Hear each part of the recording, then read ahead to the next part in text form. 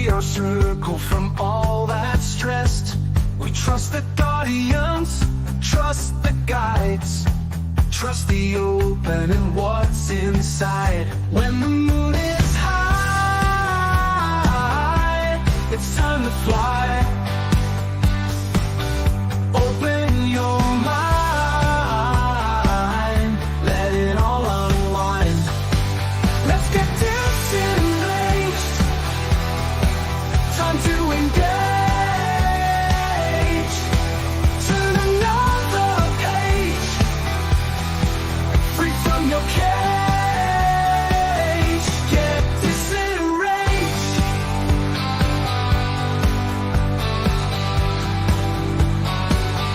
When you feel like you've had enough and the week was busy and tough, you need a break, you need some fun. You need to take time from the run. We'll blow your mind. We're just in time. Seek and ye shall find. Time to unwind. Let's get disenraged. Time to engage. Turn another page, free from your cage. Get disenraged. Aliens, ghosts, spirits in the shadows, spirituality, ultra reality, the Bible, the pagans, all the conspiracies, tarot, astrology, and alternate history. Open your heart to other possibilities and get disenraged. Time to engage. Turn another page, free from your cage. Get disenraged, disenraged, disenraged, disenraged, disenraged.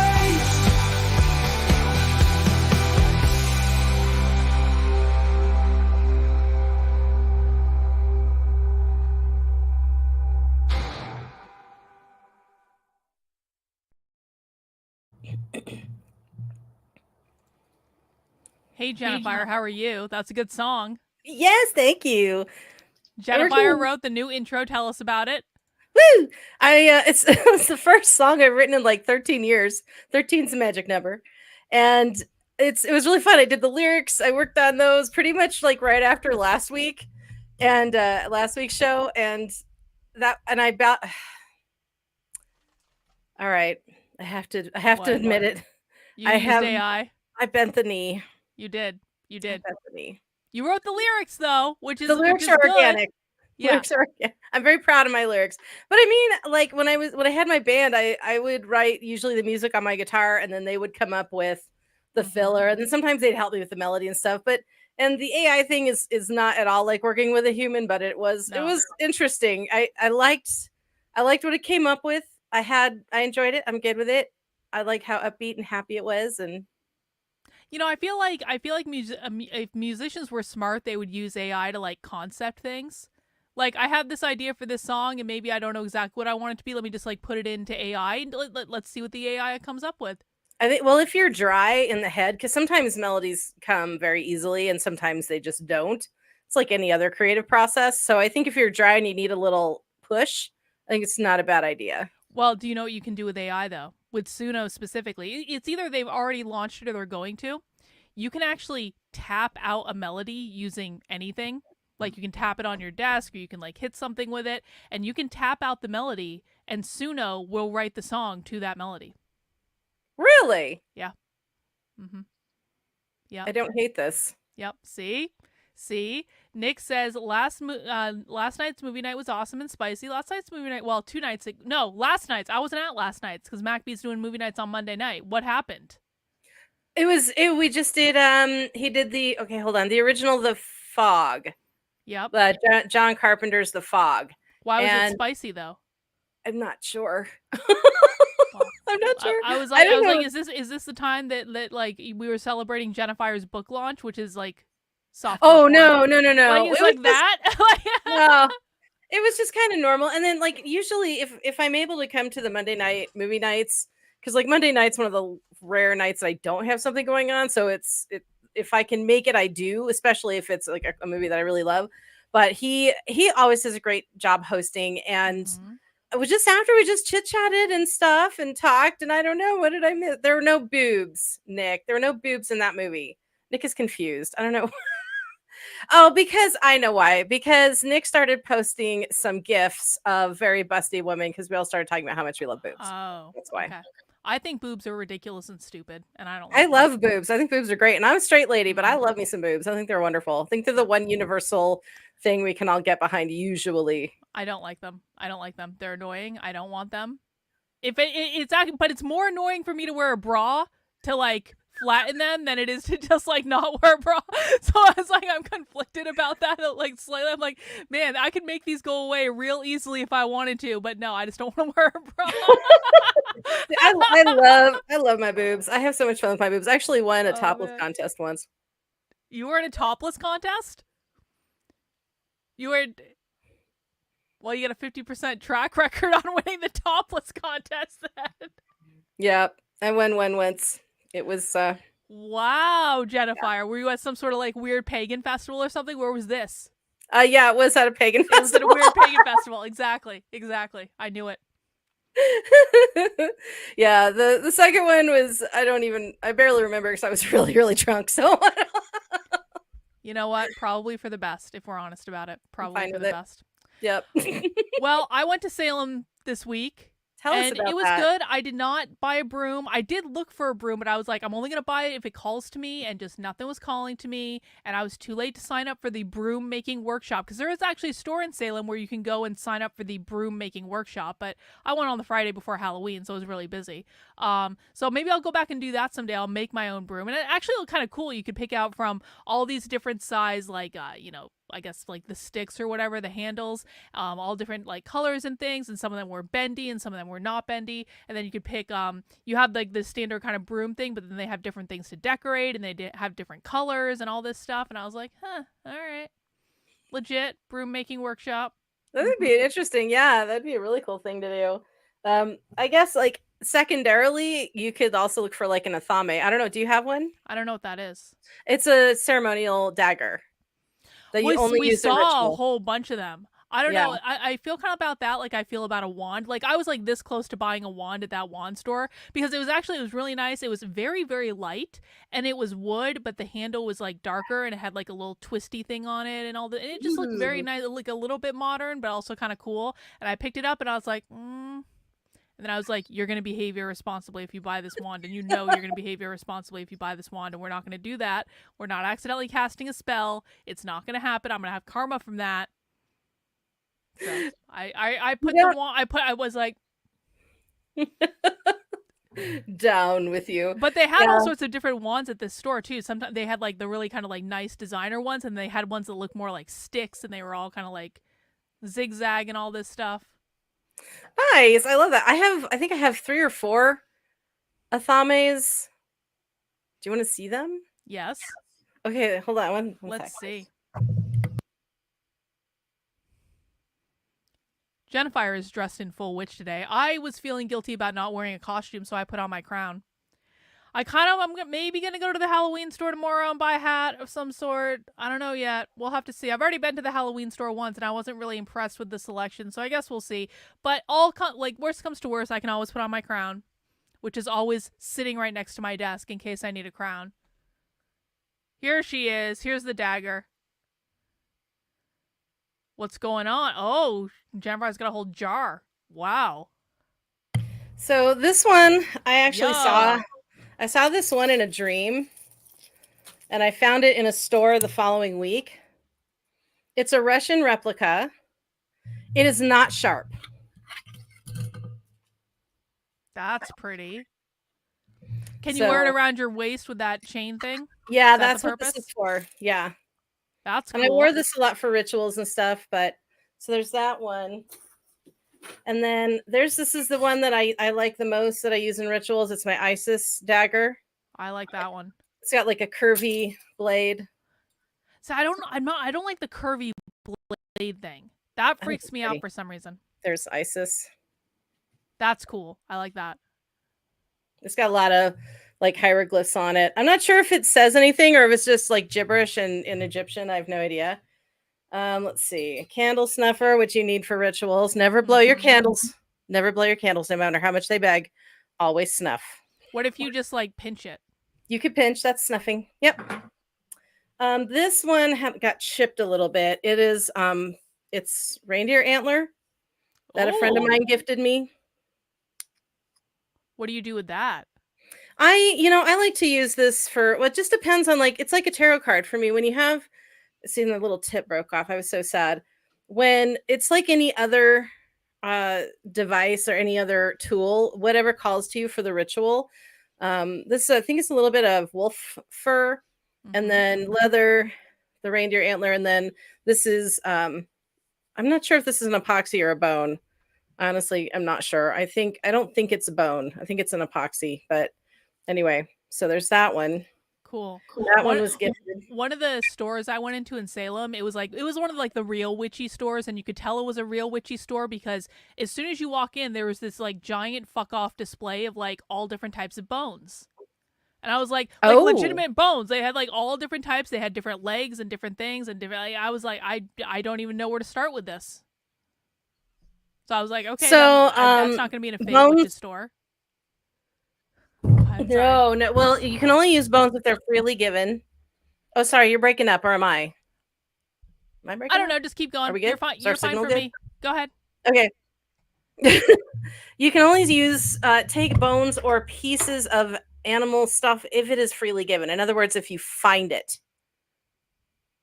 You are frozen for me again. Oh, there you are. Okay. Yeah, I reset my internet in case it was me. I heard everything you said though. Okay. So all right, good. Yeah. So if you find it, you can use it. So obviously the bones in the store were not found; they were procured in some way, I would think. So should we be buying bones from a witch's store or no? If you ask the owner how they got them, where they came from, a lot of, now my dog is barking to go outside because of course she is.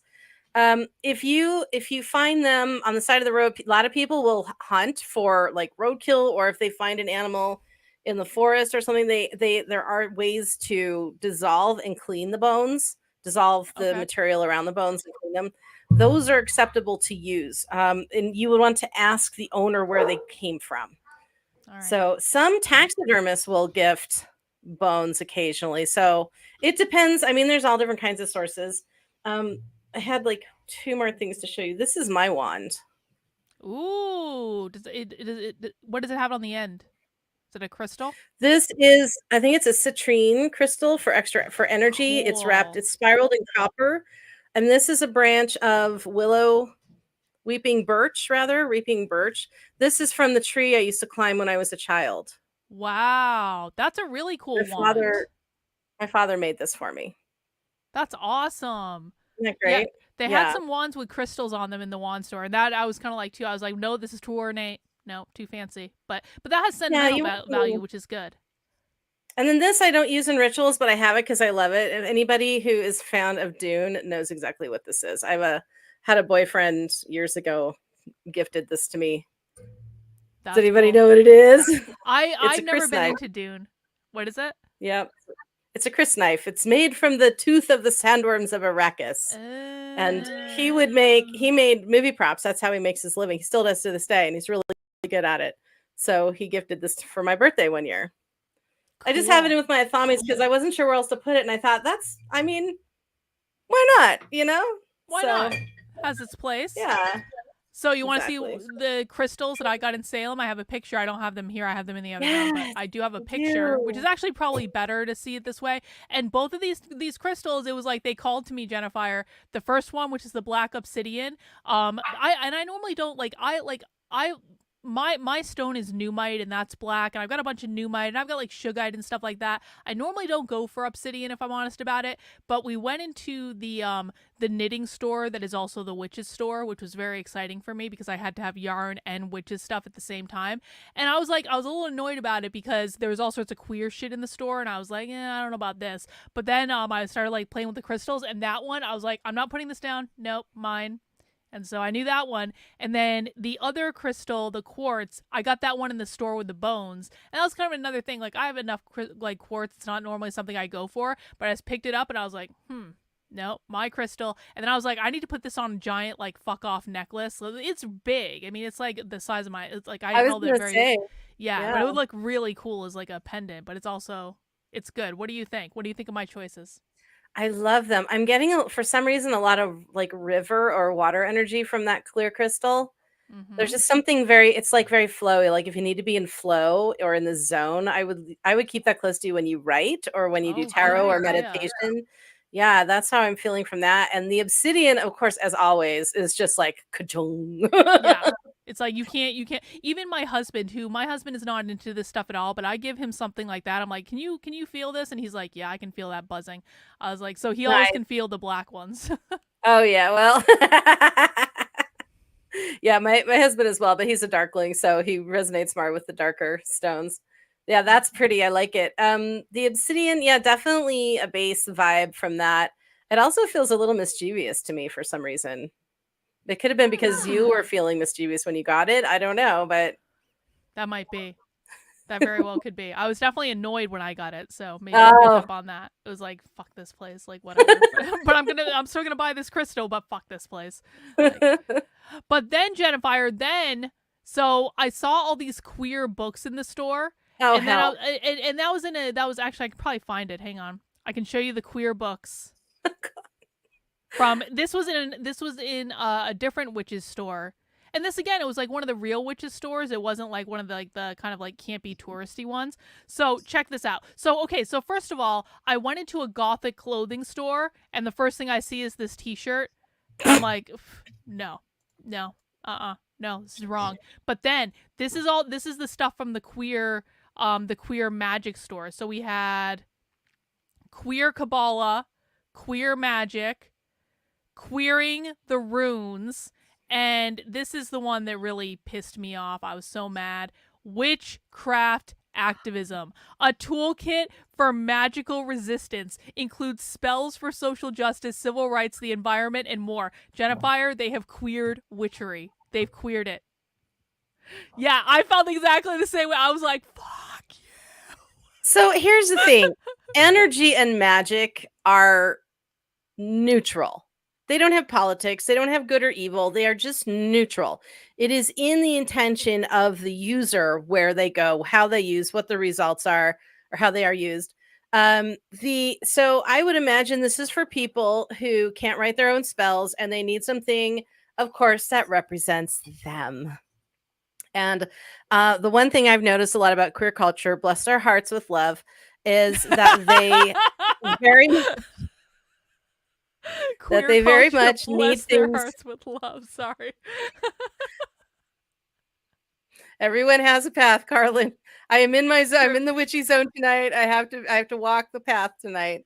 So yeah, everyone has their path, but I feel like a lot of them need everything to be about them and their identities and Yep.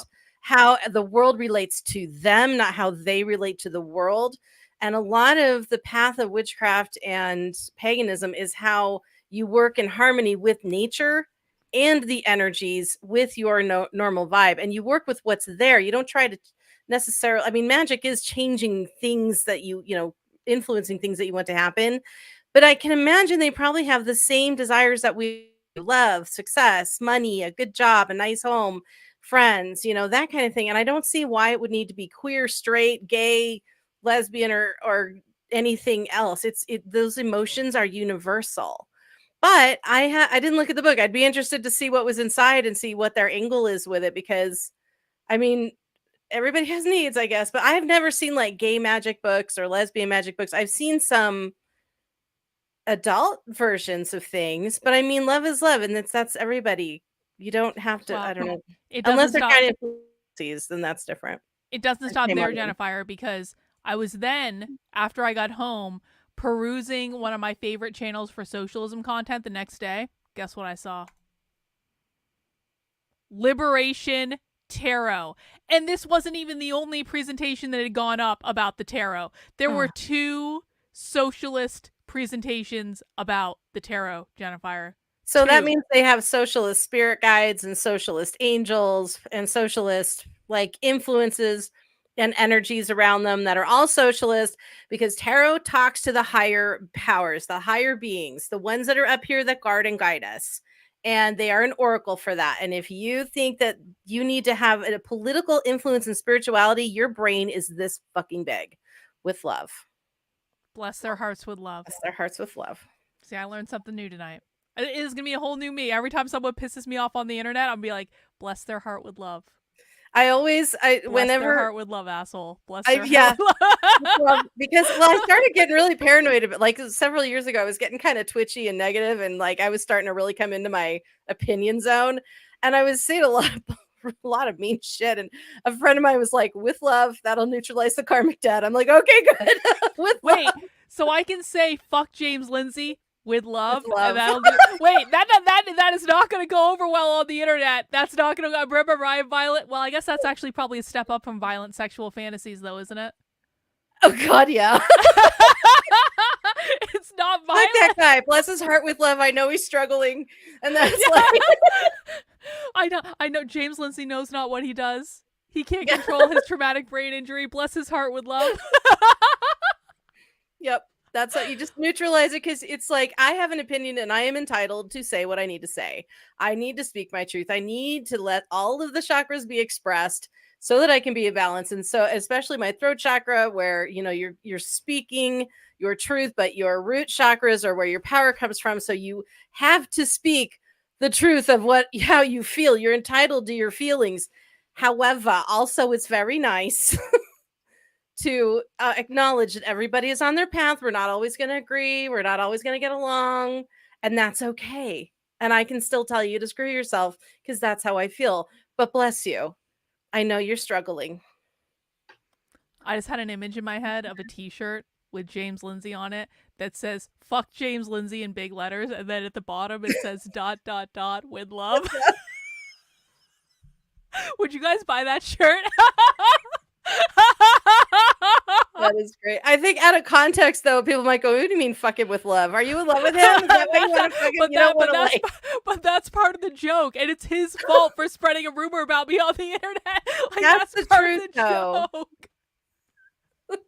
It's like, James, you know what? I'm gonna profit off of telling people that to fuck you with love. Okay, you want to fuck around and say I am having violent sexual fantasies about you on the internet? I will up this ante, and then I will up it again. There are worse things that could be said, We're saying it with love, James. I don't know what the problem is. Yeah, don't you get it? We're nice. we're really the good ones in this situation. We are the we are the adults in the room, as it were. Absolutely. That's Absolutely. why we have the maturity not to hate with 100% No. of our hearts. We just hate with the proportion that is necessary, and then we cover it with love and just let it go. Exactly. Fuck James Lindsay with love. With love. Feel so much It better works. already. Don't you feel lighter when he says like, "Fuck you"? You know what with James love. Lindsay's gonna say about this? He's gonna be like, "That's Gnostic. Carlin's a Gnostic. She's got a witch on her channel. She's Gnostic." Mm-hmm. And you know what I'll say? Fuck you, James, with love. See, practicing already. Yeah. You feel a little lighter. The energy lessens because you're not holding that hatred and that anger, and you're letting it out with love. Oh, yes. This is how it works. Learn something new every day. Well, you want to talk about Halloween, because we are doing now. Do you believe that what you dress up as for Halloween, you carry that energy with you like all year or something? I've heard people talk about that. No, that's I've heard that as well. No, I don't. I'm more interested in the spell work and rituals. That's the energy you want to focus on, because this is the witch's new year, or the pagan's new year. So it's sort of like your New Year's resolution. You could definitely put that in your spell work. Are you doing anything to celebrate it? Are you like going around and dancing naked in front of a fire or something? Oh, don't I wish? No, unfortunately, I have been landed with 3 gorgeous little new lives, and I am surrounded with puppy love, and one who is close to the veil, my Kina. She is looking like she's starting to go down a little bit, so that might be coming up. But I have these three beautiful little life forms, and normally I'd love to do the trick or treating. I love to dress up. In other words, I love to open the door to trick or treaters. I don't go. Because of the cult I was raised in, I never have gone trick or treating. I've never done it. Aw. Yeah. Well, neither have kids today either. They go and apparently get candy out of the trunk of a car now or something. I've heard. Yeah, trunk or treating. Yeah. Whatever. So stupid. That's fine. You know what though? That works for people in rural areas where they can't just walk door to door. Like it's nice to be able to go somewhere like that I can see. I guess, but you know, back in yeah. the day, like I mean, I grew up in a really small rural town where like I couldn't really do that stuff. And you know what my parents did? They got us in the car and they drove us to a nicer neighborhood. Like that's pretty much Oh it. yeah. it's like Sorry, I have a hole in my lip. go where they're gonna be handing out the full size candy bars. Oh hell yeah. Totally. Yep, I just like spilled all over me here. that's all right. Nick says, "Bless your heart, ladies, with love." Wink. Thank you, Nick.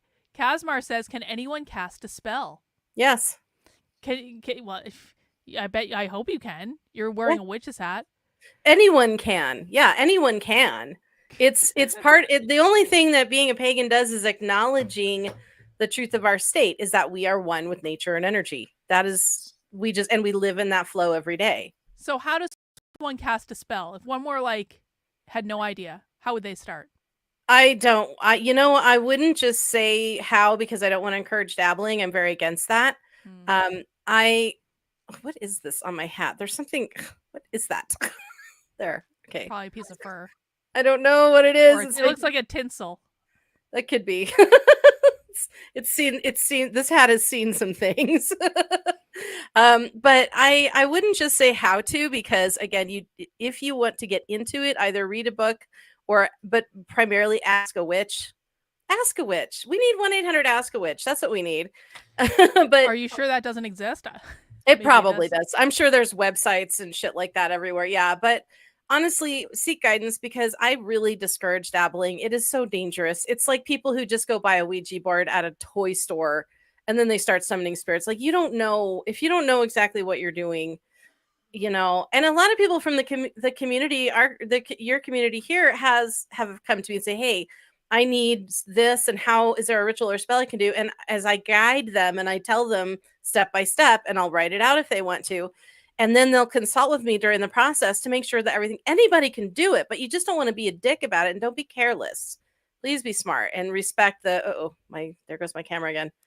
It's like, it's going in and out of focus. So yeah, just be really respectful with it. If you have a friend who knows how to do it, it's like, I wouldn't just go start firing a gun without asking somebody for help and how to do it properly. Well, you have to take it seriously, You do. You because really do. It's your life energy. Yeah, and it's gonna bite you in the ass. Yeah, something's gonna go wrong.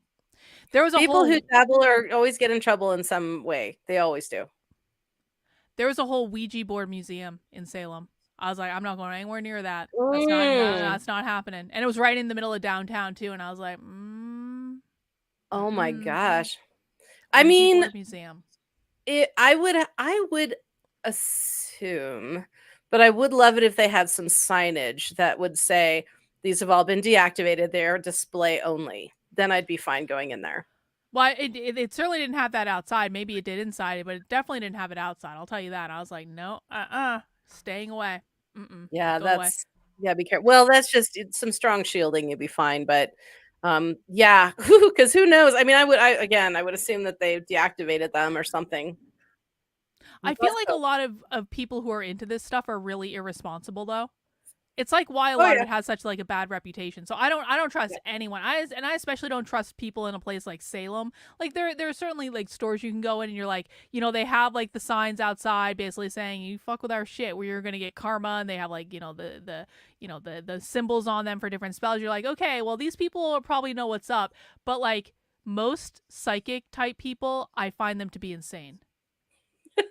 Some of them, I think some people like they do get a little, we've talked about this before, they get a little too much in the air. They're too airy and they're forgetting how the cord has to connect to the ground. And I always tell people you're like a bead. You connect to the air and you connect to the ground, and you're a bead in the center, bringing those energies together here and giving out the interpretation. And people who are just all up here in the vibe, or then they feel like that's what makes them so spiritual, is they're just so up here. And it's just too, ugh, I don't care for it. Some people like it. That's their thing. All right. Well, we got a couple of videos to watch tonight on the creation of Halloween, but you don't call it Halloween. What do you call it? Samhain. And I had one more thing I wanted to show you really quickly. Oh, is this your grimoire? This is my Book of Shadows. Ooh. I hand beaded that. That's cool. Thank you. But it has there's a folder for every Sabbath. And then there's a notebook for notes. This is what I used when I was renting my coven. Do you want to know what my coven was called? What?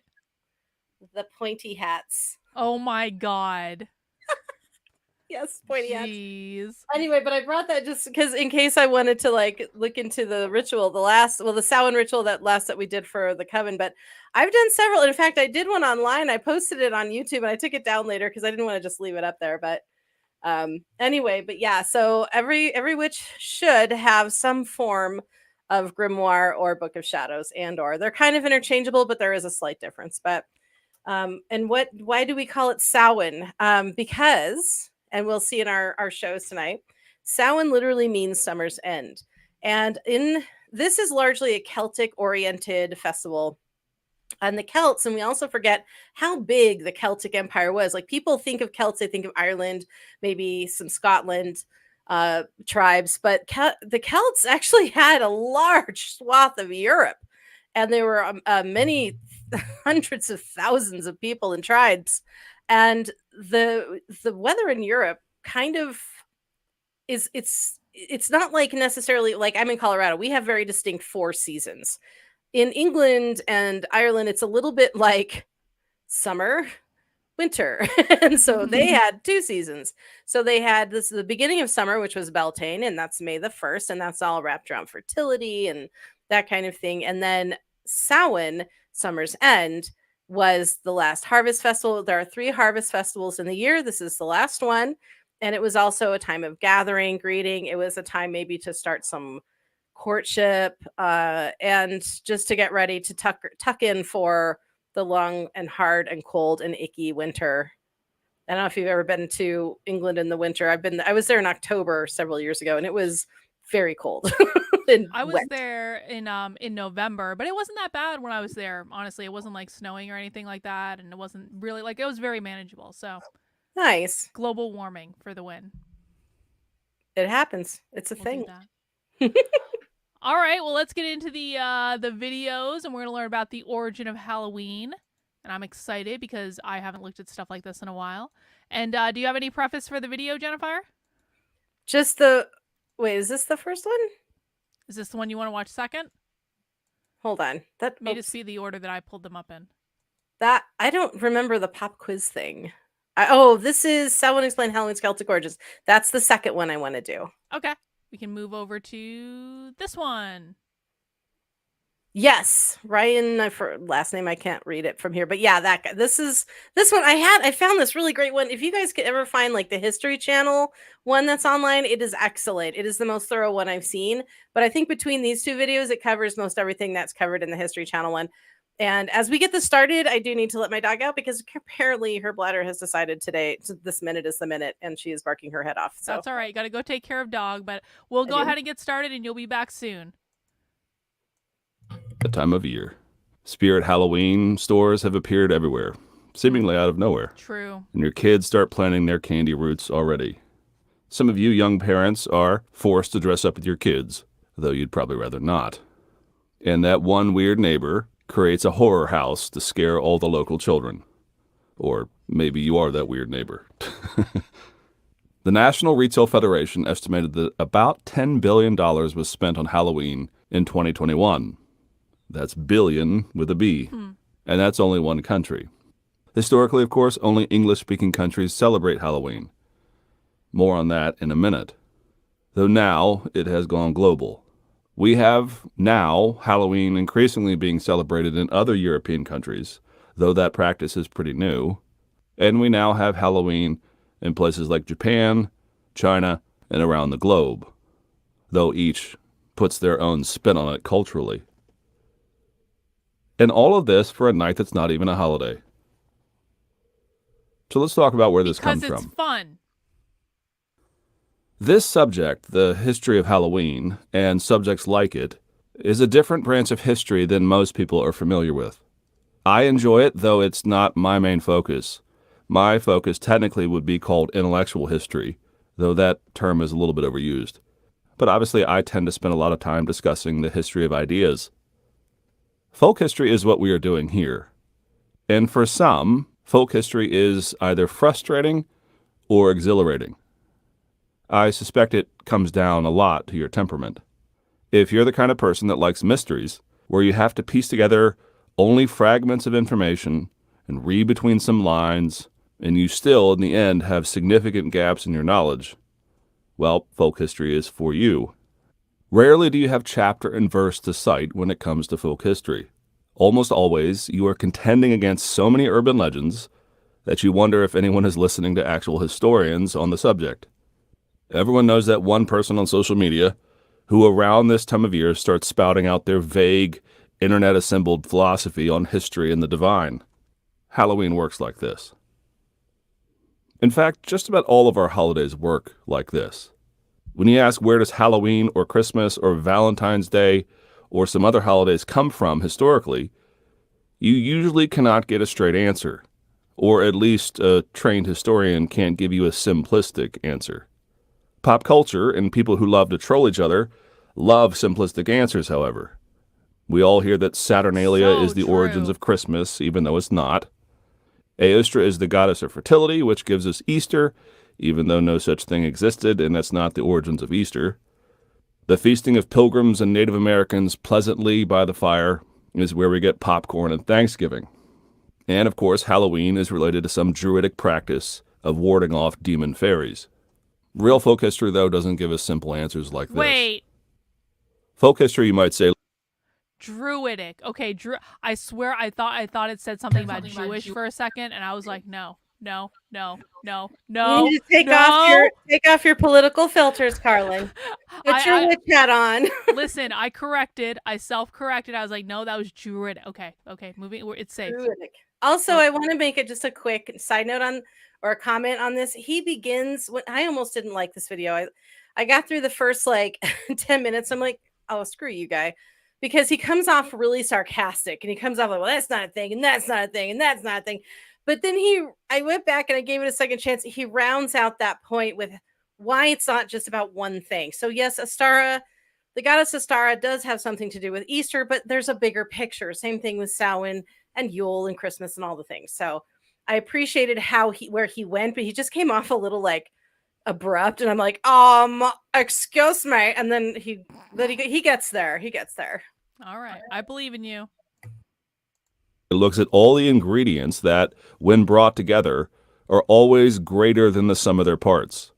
Rather than finding X that marks the spot where something started and where it comes down to today, it's rather noticing, let's just use the word echoes, or themes, different sensibilities that come down through the centuries, or even over millennia, as in the case of Halloween, to create a modern practice that you really can't pull these things apart.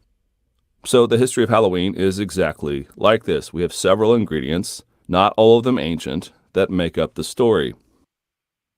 If I were to ask you, for example, is Halloween a practice that echoes back to the ancient Celtic practices?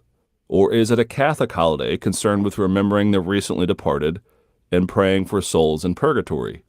Or is it a harvest festival celebrating the coming of fall and the end of summer? Is it the product of Victorian horror literature and Hollywood? Is it a night of drunken parties and debauchery? Is it associated with neo-pagans like Wiccans and others in the modern world? Or is it a wildly expensive night for parents as they burn money on costumes and candy? Or maybe it's just fun. The answer is yes. And that's how folk yes. history works. And by the way, I could do the same thing for Christmas. Is it secular, celebrating elf culture? Is it part of the Catholic liturgy? Is it part of American culture and other cultures as they add their own flavors along the way? Yes, all the way down the line. And don't even get me started on Valentine's. Yeah, for real. So what I want to do here is give you the big picture. I want to do a little bit of folk history and tell you the story of Halloween and all of these little ingredients that make up the modern practice. I'm not going to get into the question of should you participate in Halloween? What's your opinions? Is it dangerous? Is it too much for young kids to see all the spooky stuff? That type of thing. The question here is rather, where does it come from? How do we go from something that is several thousand years old all the way down until today where you have candy corn and pumpkins and a lot of modern practices? Okay, let's start quickly with some of the more mythical story of the origins of Halloween. You can find this usually online, sort of pop culture ways of describing Halloween, but the normal way that you hear it is something like the following. The ancient Celtic peoples of Ireland used to celebrate Samhain. And yes, it's spelled Samhain or Samhain, but it's pronounced Samhain. And Samhain was the night when the door to the other world opened and the fey creatures entered the mortal world. Wraiths and demons and shadowy things that go bump in the night. And they dressed up in skins to ward off the evil spirits. November 1 was the Celtic New Year, and so this was the night of darkness and spiritual danger. And according to that same pop history... Hey, Grandma Nay, thank you for the super chat. Should I make some with love pendants, Jennifer? Super chat for disappearing for so long. Love you. Well, we love you too, Grandma Nay. It's good to see you. What do you We think, sure Jennifer? we sure missed you, sweetheart. It's good to see your pretty face. You know what? That's a really, really good idea. I think yeah, penance like with love or bless your heart with love or just with love. Little heart or little pet, whatever. Or a cross, because there are a lot of people who dig crosses. So did you see, Carlin, how I spelled my name, by the way? I did see it, Jennifer. Jennifer. So, and now my dog is barking to come in, so I'll be right back. All right. Thank you, Grandma Nay. Appreciate you. The Catholic Church comes along, and they just say, hey, why not? And they adopt the same practices into the liturgical calendar, and they start calling it All Saints' Day. Instead of warding off the demons, they're now somehow praying for the souls of those dead. And so November 1 becomes All Hallows' Day, or All Saints' Day, and the eve, the day before that, is All Hallows' Eve, or Halloween. That's about the big picture you often hear. It was pagan, centered around druids offering blood sacrifices, and the Catholics just syncretistically took it on as part of their practice. But I think it's pretty obvious there's a lot missing in that story. But for some, that quick synopsis, that pop history, is enough to make them forever enemies of Halloween. When that Ninja Turtle and that Disney princess ring the doorbell, they shut off the light. Might as well open the door and tell the druids to get off your doorstep. Okay, maybe that's a bit much. But there are some who can't believe Halloween is anything but ancient demon worship. A lot of this myth comes from, frankly, one person. And that's where we're going to start. A man by the name of Charles Valency, a British civil engineer in the 1760s, is the origin of a lot of this type of demon worship idea. Of course he is. He was stationed in Ireland, Of course and he was enamored with what he assumed was Celtic culture. And despite not... Jennifer doesn't... Oh, thought you were coming back. Oh, I see a dog in the background. Jennifer, I'm here. doesn't he look like a giant pain in the ass? He looks like he is wearing an ass. Yeah, exactly. He's got, like ass chin. Mm-hmm. It's true. I know everything. Causing all these problems for no good reason. Yeah. So do the Mexicans separately have a Day of the Dead in November, or is it bleed over from the Celts? Do you know? That's their own thing. Dios de Muertos is their own. That I think goes back. You know what? And I was thinking of looking into that, and I just ran out of time to get that eclectic. But yeah, they definitely, I want to say it goes like way back. Like that could even go back to like the Mayans, the Incas, all those ancient cultures. That makes sense. Yeah. But also again, melded with Catholicism to create what it is now. So that would be another really cool dive to do. Maybe next year for Samhain, we can look into some other cultural stuff. Sounds good. Music Hand says Charles James Lindsay Vallacy with love. With love. Mm-hmm. Being a scholar, he wrote a rather terribly researched and laughably written book on the primordial origins of the Celtics. I don't have time to go into this too much, but historians of Halloween often either laugh or hate this book because it gives us so many of the big myths that are often repeated online. The biggest howler is he mistook Samhain for the worship of a deity called Balsab, the Lord of Darkness. And he said that around Samhain, or what we would call Halloween, the Celtic peoples are worshiping this Lord of Death. The problem is that the name Balsab, or Lord of Death, appears in no ancient text, and there is no reason to have said this. We are still a bit mystified as to where this comes from in his writings, but it does seem to confuse the ancient Mesopotamian deity Baal, which you sometimes see in the Old Testament, Baal worship, and he seems to have brought that into Celtic history. Baal Sab is Baal, Lord, Sab, death. And that speaks a bit to the problem here, which I'm about to go into, which is this must have come from something dark and sinister. So if we find the origins of something dark and sinister, that's the smoking gun. The problem, though, is that nearly all the practices related to Halloween today, save only the date, derive from either Christian medieval practice or from modern American history. It doesn't come from Baal Sab or things like this, at least not fundamentally. So, for example, in this video, so far, I've shown lots of pictures of things we associate with Halloween. Pumpkins, corn, candy, trick-or-treaters. But all of these are American inventions, and pretty recent ones, too.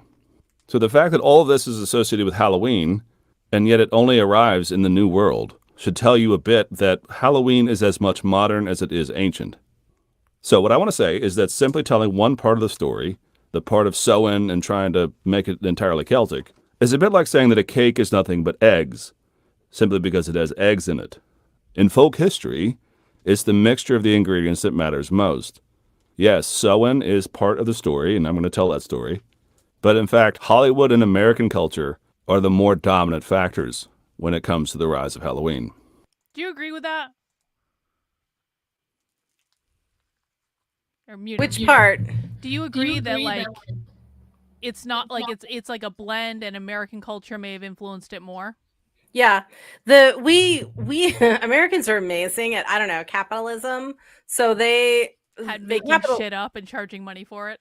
That's exactly. They take the magic out of things, but they also create more tradition in so doing. And like that's one thing that's really fun about being able to bridge that gap where it's the old magic with the new traditions, and it's fun. But Americans know how to party. We really do. And I think a lot of people know how to capitalize on that partying. And it is most of the traditions and stuff that we know that we're familiar with Halloween these days are from American ideas, but there's also some real concerns about when he gets there, I'll interrupt it because I learned some stuff that's not in this video, but I learned it from another one about how some of the traditions came about out of necessity because things were getting out of hand. So they tried to like curve it into something else, recreate it into something else, and redirect the tradition of it. Without getting more specific, I'm just going to talk into a big circle, but yeah, we influenced the crap out of this. Fair enough. Okay, I haven't gotten all that out of the way. Let's go through the actual ingredients that make up Halloween. The academic study of Halloween is actually a phenomenon that's pretty new. It's about 30 or 40 years old. But we have a fairly strong grasp on all the different ingredients. First, we do have a vague history of the Celtic practices surrounding the celebration of Samhain. And when I say vague, I don't mean that condescendingly. Second, we have the development of Catholic liturgical practices in the calendar over about 1,000 years. And it gave rise to what we today would call Hallowtide, or the celebration of the saints and praying for the dead in purgatory. Third, we have colonial American culture, which eradicates major portions of the history and makes it more about harvest festivals. Fourth, you have the influx of Irish and Scotch-Irish into the New World, and with them comes the old cultural legacy of Samhain. And fifth, you have the rise of the modern middle class, pop culture, horror movies, candy corns, and the start of this costuming, trick-or-treating practice that kids love today. There are twists and turns to each of these pieces of the story, and each has an opportunity to go really deep.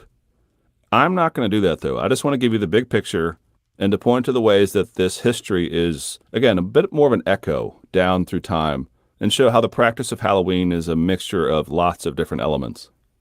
Okay, first, Celtic history. When we discuss Celtic history, we need to have a bit of caution here. As I've said in other videos, the Celtics were not simply Irish. though they later would be associated with Irish heritage. Look how big that is. But as far back that as was the writings crazy. of Julius Caesar in his History of the Gallic War, there's always been only a vague understanding of those tribes to the north. And I don't mean that we know nothing, but the Keltoi, as the Romans called There it them, is. spread throughout. That's a lot. That is a lot of expansion in land.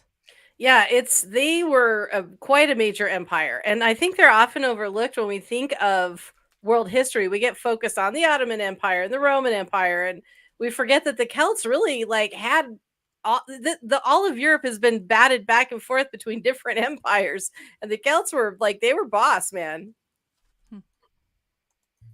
Much of modern Ireland, Britain, and down into Germany and France. They are the general people who lived north of the Roman boundaries. And they were some of the so-called barbarians who later came to conquer Rome in later centuries. They left no writings, though they probably were literate. And, more importantly, most of what we know about them is written down later by Christian missionaries in the high to later Middle Ages. Uh-huh. It's quite a bit of a gap between their existence and the writing down of their heritage. What we And know let's not about their forget practice. Go ahead. that anything that they did, any records that they did keep, were destroyed. So Right. that's why a lot of people say, well, paganism's a more of a new century religion or spirituality. It's like, well, no, we were around for everything before the Abrahamic religions and around that Right. isn't an Abrahamic religion is a pagan religion. Anything that's polytheistic is a pagan religion. But we were the first ones. And yes, it has evolved. And yes, we don't have all of our records anymore. But there's a lot of oral traditions that were passed down. And if one believes in such things, channeling and past life experience, remembrances, visions, things like that, and a lot of religions claim to have the same thing. So I don't know why ours would be any less valid. Well, I mean, and it drives me crazy that it got branded as New Age in the 60s or the 70s is a part because I'm like, and it drives me crazy every time someone says that. They're like, I'm not a New Age person, or you're just a New Age person. I'm like, bitch, my belief system is older than your Bible. Shut the fuck up. Come on. The New Age movement circulated largely around crystals and cosmic energy. Mhm. And wasn't very earthly. It's very high in the woo meditation and using all kinds of people when they get all their crystals and I need my crystals but there's the earthly part of it is more of the pagan root. But we also are very cosmic dreams and stars and whatnot. But New Age is a little bit of a smaller grouping, I would say. Well, I'm saying most people think everything, all of this is New Age, and I'm like, Yes. Unfortunately. Not exactly, but okay. No. Ireland specifically, however, does relate to Halloween. The Celtic people there were, of course, pagan, believing in a variety of deities. They were led in their practice by an elite class of druids, though you have to see druids in the Celtic world less as Dungeons and Dragons, and more as, say, the royal and spiritual advisors in the court of Pharaoh. They were equally in charge of giving counsel to the king as they were of performing rituals and sacrifices. The Celtic afterlife was called the Land of Summer, and the passage between summer and autumn was a big deal for their culture. And that day was sundown, October 31st, or Samhain. On that night, the passage between the afterlife and the mortal world opened up. So that part of Samhain is true. This idea that October 31st is when the spiritual creatures, largely negative, come into our world.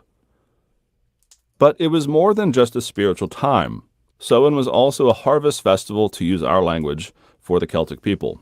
I often point out that for those who think that Harvest Festival is somehow less Celtic or pagan than Halloween, well, I'm sorry, they're all pagan, at least if you want to point to the origins of these types of things, the celebration of the end of summer and the passing into autumn.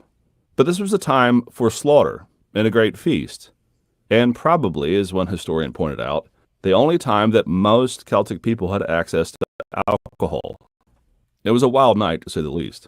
It was also a politically important night.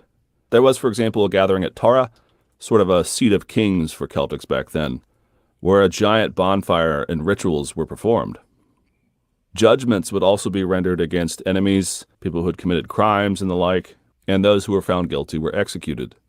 There were also sport and festivals, laughter, the young and unmarried flirting, looking for a potential partner.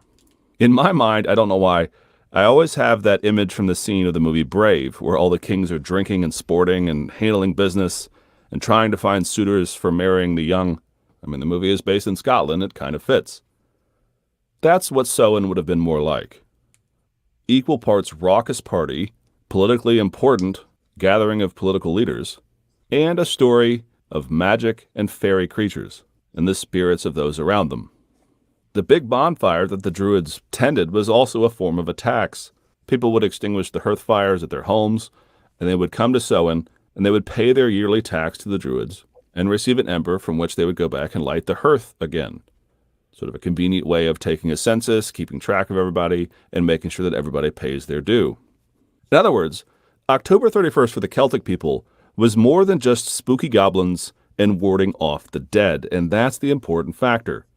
We spend way too much time talking about the other world opens up and all these spirits come in, and they would dress up in animal skins and the like in order to ward this off. It's more than that. It is significantly important for the Celtic people. It is a time where they gather and have a festival, you might say. It was culturally rich, with everything from merriment to mischief to blood sacrifice. And that's the important thing that a lot of pop history doesn't understand. You can remove the pagan practice of druid worship, blood sacrifice, and many of these elements, and still retain the cultural importance of Samhain for the Celtic people. And that, in fact, is essentially what happens when the Catholic faith came to Northern Europe. Oh, okay. By the 7th century, after the work of St. Patrick in the 6th century, of course, St. Patrick is the patron saint of the Irish, Ireland and other countries to the north become Catholic. Like many countries north of Rome, however, including the Scandinavian regions, Germanic, and Frankish tribes, certain cultural practices were still held on to. It's a bit like saying if you remove the religion, you still have essentially a 4th of July party around the time of October 31st. Now, yes, it's very simplistic, but the cultural significance of that night and those parties and those gatherings remains long after Ireland and Britain become Christian. But also within the Catholic Church, you have the evolution. Go ahead. Well, something that was kind of rolling around in my brain. I was trying to figure out how to bring it up, and then Dragonwater said how much blood sacrifice actually happened. I don't know. I don't know that anybody knows, but I can say that like blood magic today is different from blood magic of old.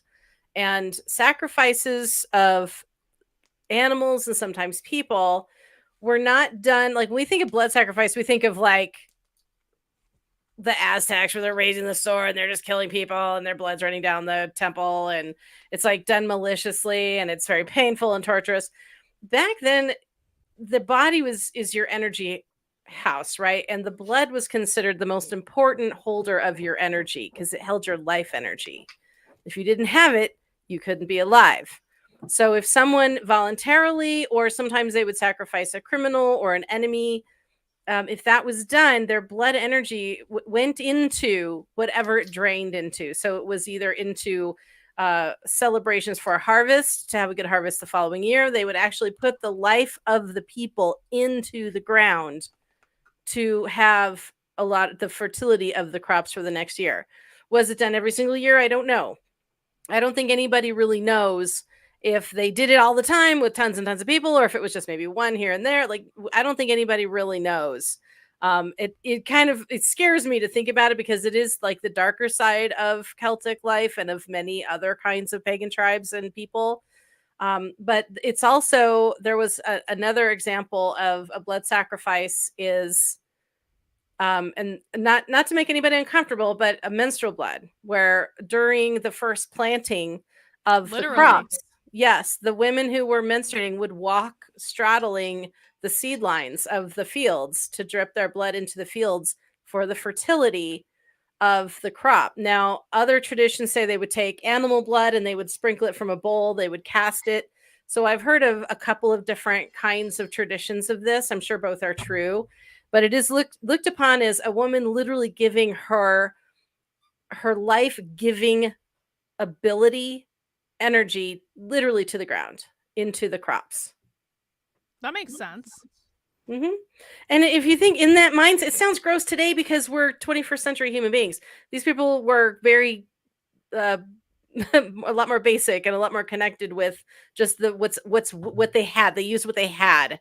And if a menstrual blood was life, then let's put that in the crops. Maybe it'll make the crops harvest better. I mean, people still do rituals with that today. hmm So. I know of one spell utilizing it, but it's gross. What does it do? It's used to either snare a love interest or to ensure that love interest will be true to you. Really?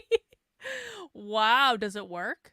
I don't know. I don't do love magic. I don't believe. I think it's not a good karmic thing to do. I don't think you should not cast love spells. It's a bad idea. Well, and this does involve having the other person unknowingly ingest said products. That's not cool, man. That is not cool. Yeah. This is like this is like in Midsummer where they didn't put the period blood, but they put the pubic hair in the little thing, and yep, it's exactly like in Midsummer. Yep, that is the spell, but yeah, not a pube. It was the actual menstrual blood that you put in the person's wine or drink to ensnare them or to ensure that they would never stray from you. That's gross. I actually had a witch advise that I do that spell because I had doubts about a partner, and they were like, "Oh, just put some menstrual blood in his beer," and I'm like, "Oh, what?" Just like throwing it out there like it means nothing. Just put your period blood in his beard. Like, what could possibly go wrong? Dude, I'm like, oh, that's not okay. Gross. I'm not gonna do that. If the dude can't figure it out on his own, we're just not meant to be, and that's fine. I'm that. Wow. Okay, moving on now. You might say, of the liturgical calendar. About the mid-8th century, Pope Gregory III moved the traditional Feast of Martyrs to November 1st. This feast was a memorial day for those who had died for the faith in the ancient church. However, two things are at play here. First, November was, as one scholar said, the most boring time in the Roman calendar. There just was not a lot going on. Meanwhile, the Celtic folks and those to the north are continuing their history of celebrating the end of summer with essentially a cultural harvest festival. So Gregory officially makes All Saints' Day, as it came to be known, November 1st. Moving dates around like this, by the way, is not a big deal in the Middle Ages. November 2nd, then, about the year 1000, becomes All Souls' Day. It's a long process in that happening, but it becomes another day in the calendar. So that what happens is that by the 1300s, a very long time, mind you, after the conversion of Ireland and Britain, you now have what we call Hallowtide. But notice how relatively late and how relatively un-Celtic a lot of the history of Hallowtide has become. It's actually heavily Catholic. There is certainly some of what we would call syncretism, or the mixing of pagan and Christian elements here, though it is questionable how some simply say, well, Celtic paganism is the same as medieval praying to the saints. It shouldn't take much to realize the difference between blood sacrifice and warding off spooky demons is different than a Catholic Mass where you're praying for the dearly departed in purgatory on their way to heaven. I find some of that to be a bit disingenuous. It takes a modern sort of cynicism to say that, well, all engagement with the spiritual afterlife must be the same and it must be pagan in origins. There is, however, a practice in the Catholic Church in the Middle Ages of what you might call taking over, or you might even call it conquesting the pagan world. Famously, it was believed that whenever you convert an area to Christianity, you don't knock down their pagan shrines, rather you go in there, take out everything that is pagan, and put a cross and an altar up. Incidentally, there's a sort of, this is our land now. Go ahead. I want to say, and I learned this when I went to Europe a couple of times, and almost every Catholic church, or big or small, is erected on an old pagan ritual site. Really? Mm-hmm. How do they do that? Like, well, because they knew where people gathered, gathering places, their bonfire spots, or where their altars were. So they would just build a church there and go, "Oh yeah, this is totally holy. You're absolutely right. Let me tell you about how great and how much better we can be together under this God," and that they kind of, they usurped most of them.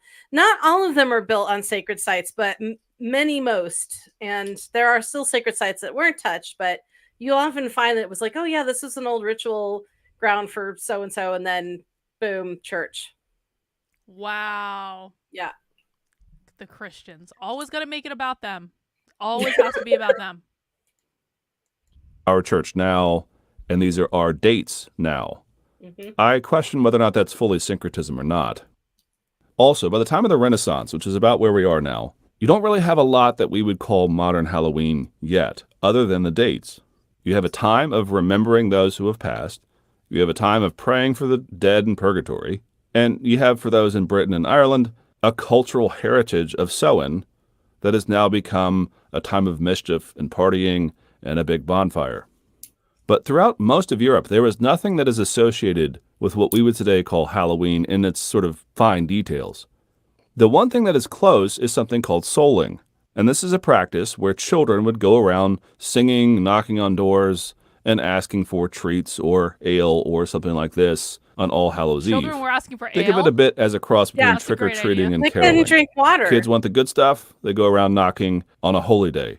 And by the way, people act like I that wanna is interrupt something this too. abnormal. That Oh, happened hang on on, all hang on. holy days. Go ahead. Sorry. So, yeah, well, they couldn't drink the water, wasn't necessarily good. So most of what they drank was either watered down beer or wine, even if you were a kid. But I want to talk about the souling a little bit because there was something called soul cakes that were given out. So Catholics believe that if you don't go to heaven and you don't go to hell, you go to purgatory.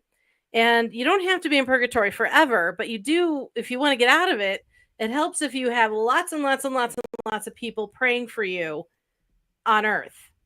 And then they can pray for you to get you out of purgatory for whatever you did. Like one of the reasons you would go is if you killed yourself or if you were religiously gray, you just weren't sure.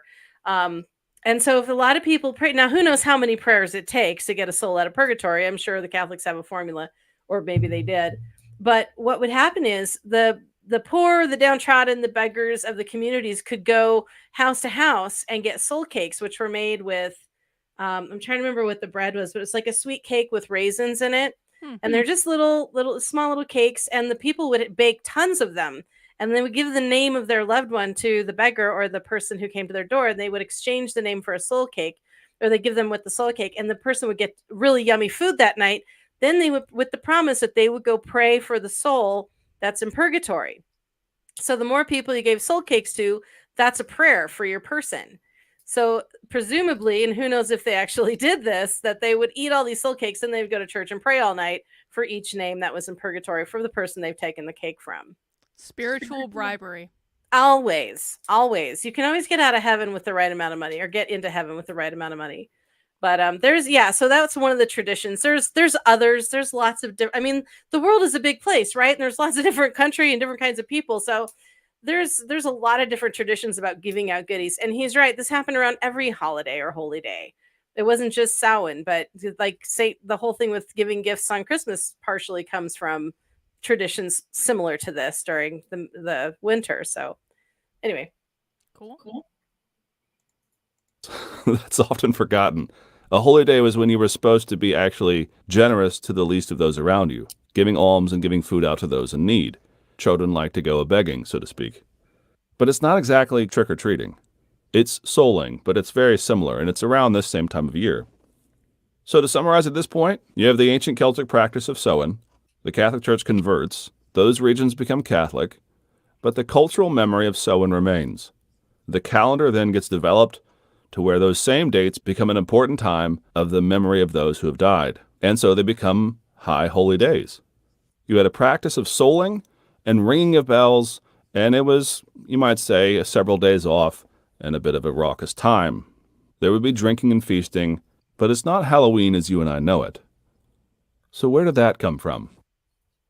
Okay, so looking at the modern practice of Halloween, we're going to start making some jumps here. There's a lot that I'm going to skip over, but again, I'm staying big picture. For example, there's Guy Fawkes Night, November 5th, which my friends in Britain still celebrate today. Another big bonfire, another big festival. Also my anniversary. yes, November happy 5th. anniversary. Yep, almost. And Also election election night. Not It's gonna happy be about it. next Tuesday is going to be lit, dude. Man, Victor and I were gonna go out to dinner over the weekend, but the place he wants to go to is it would have to been on Sunday. They only do brunch on Sunday. He wants to get a steak, like all this stuff, and so I was like, can we just go for an early dinner on our actual anniversary, and then I can come Yeah. home and suffer through the coverage of the election all night long, because I'll I be really there to help. well, I'll help you. which I appreciate, like, but it really doesn't start in earnest until like what, like 7 or 8 o'clock. Like, we have time to go out and get our anniversary dinner before that. Yeah. Yeah. My anniversary is more important than the presidential election. It definitely is for you and Victor. I agree. Because your anniversary is going to happen forever. This election is just tonight, and then it's going to be what, 4 years from now? It's going to be two different people. You're Yeah. celebrating the two same people every year. I See, think that's it is what I'm more saying. important. That's what I'm Mhm. saying. We're gonna get some good food. I'm gonna have some martinis. Hell yeah. We're gonna come home. I'm already gonna be drunk. We're doing an election night drinking challenge on top of it. Uh-oh. Yeah, you better stock. Oh, but yeah, FYI, Jennifer, stock up on the rum. I Oh want you to yeah. have a whole selection. I'll do my best. It's gonna be great. It's gonna be awesome. Around the same time.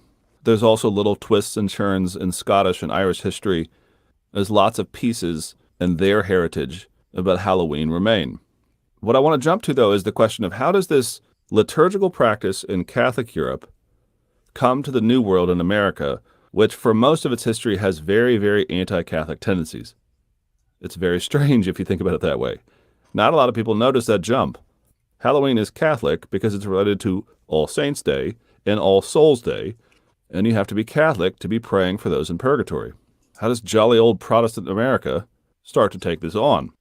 So I want to talk about that real quick. The simple answer is that colonial America strips Halloween, or that first week of November, of all of its Catholic sensibilities. It's worth remembering that those who first came to the colonies were not Catholic. In fact, they were almost universally staunchly anti-Catholic. As I'm going to say in a minute, this will change.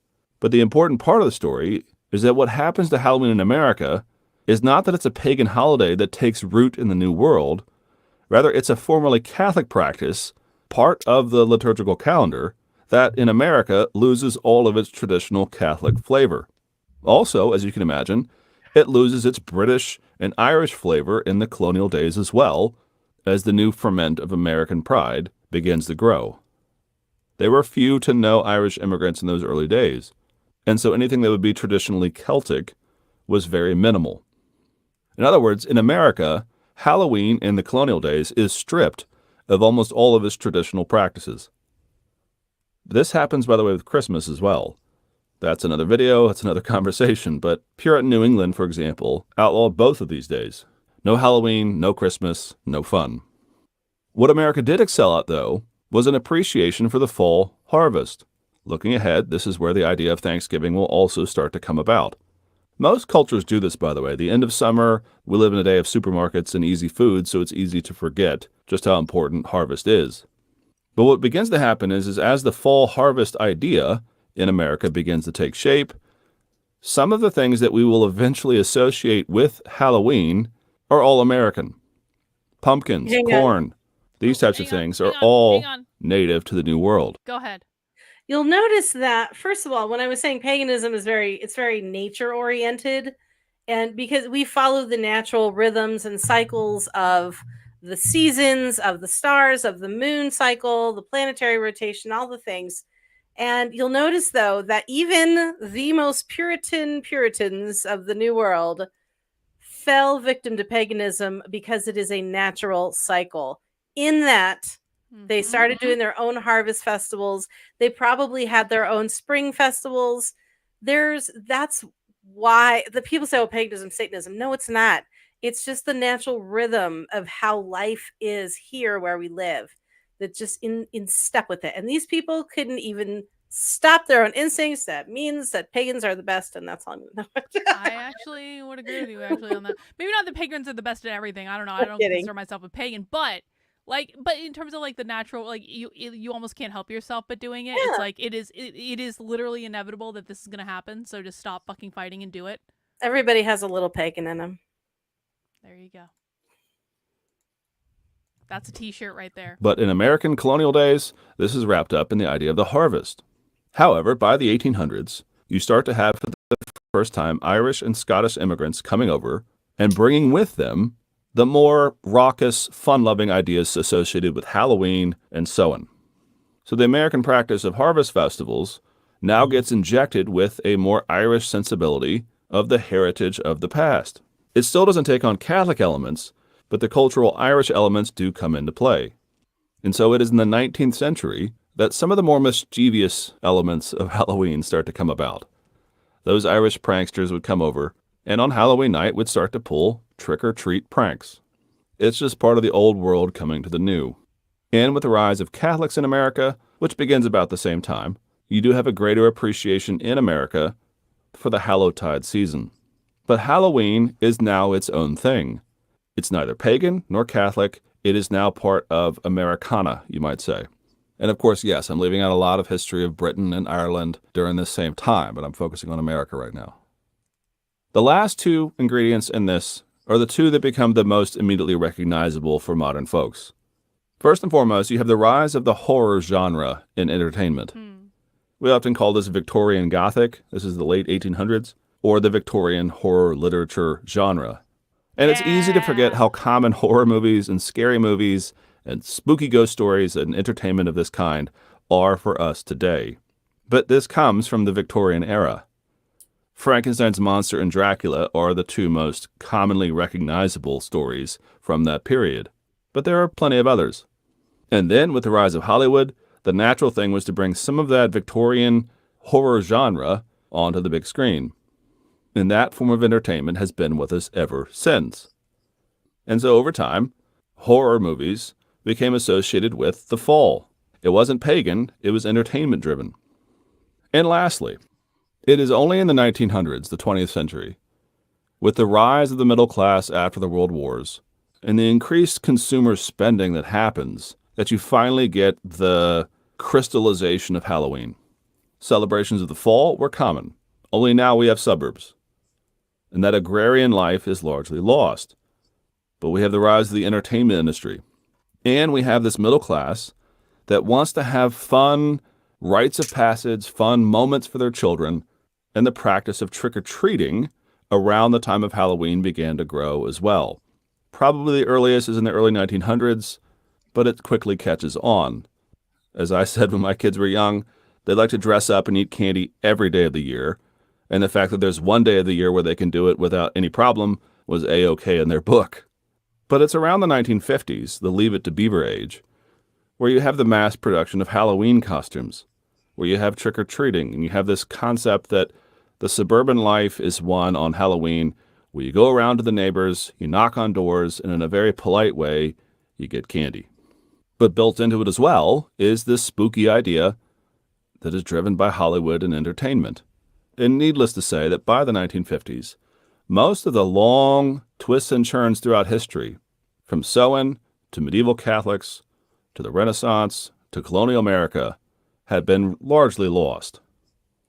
Now, in the 1900s, Halloween was, in American culture, its own thing.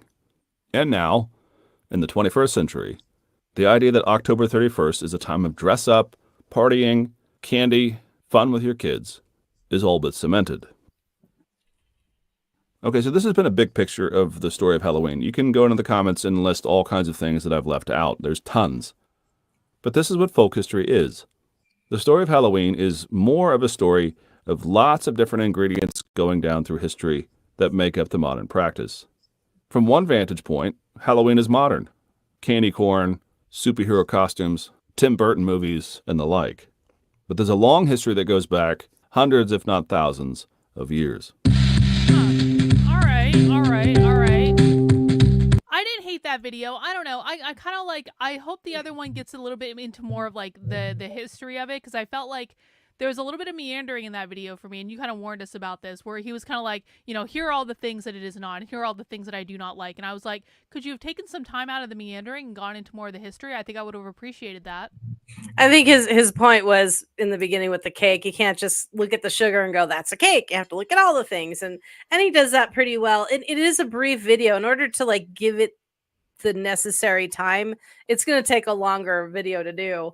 I wanted to comment on like the costumes. One of the things that I learned was when they first started doing costumes for kids, because naturally that's a way to make money, the costumes were catching on fire all the time, like left and right. And so they had to come up with better costumes. And the poor children were burning, and it's not okay. So they had that little kerfuffle, but that led to the higher quality costumes that we have now. And then also with the trick or treating thing. So I'm trying to see if I didn't write this down. See if I can recite it from memory. There were riots that would start the night before Halloween. So there would be like mischief night, devil's night, that kind of thing. And the trick part, because trick or treating was not a thing. The trick part was like looked upon like it was an excuse to misbehave. So these pranksters would get so how they're so dangerous with their pranks. Rocks through windows. It's not just like TPing someone's tree. It was like rocks through windows. They would set fire to buildings. There was one prank that they pulled, like I think it was in Chicago, where they would put bars of soap on the subway rails, the train rails, and it would derail the trains. Like there's all kinds of shit that would happen that people just use it as an excuse to behave poorly. So this one gal, one gal, and then there was also like in her city they started doing parties, throwing parties, trying to turn it around into a celebrative time, and having the distract the kids and the adults with, and this is largely teenagers doing this, teenage boys primarily, go figure, because they're so naturally destructive. But they would start throwing parties and make it a time of great revelry. So kind of like what it was in the beginning was a great gathering and partying. And they kind of went, well, so nature demanded again. They kind of find this resolution, and they turned it into the big costume parties. And then adults started kind of getting involved in it a little bit more. And one lady wrote an article in a magazine how she started giving candy, and it was like candy apples, popcorn balls, things like maybe some candy bars here and there, but there wasn't a lot around back in that time. It was like I want to say the 30s, because there wasn't a lot to do, especially during the Depression. People got bored, they got restless, they were destructive. Right. And so what she started doing is bribing the kids in her neighborhood with candy and stuff. And don't you know, her house never got touched on Devil's Night.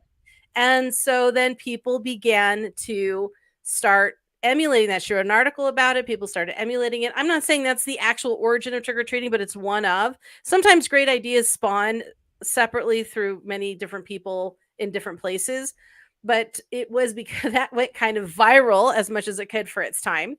And people started doing that. They started treating, and the kids stopped wrecking shit, and they turned it in the trick or treat thing. I don't know if the guy in the next video talks about how that actual phrase showed up in a magazine for the first time. It was never something that people went door to door and said, and it just evolved into the tradition of trick or treat.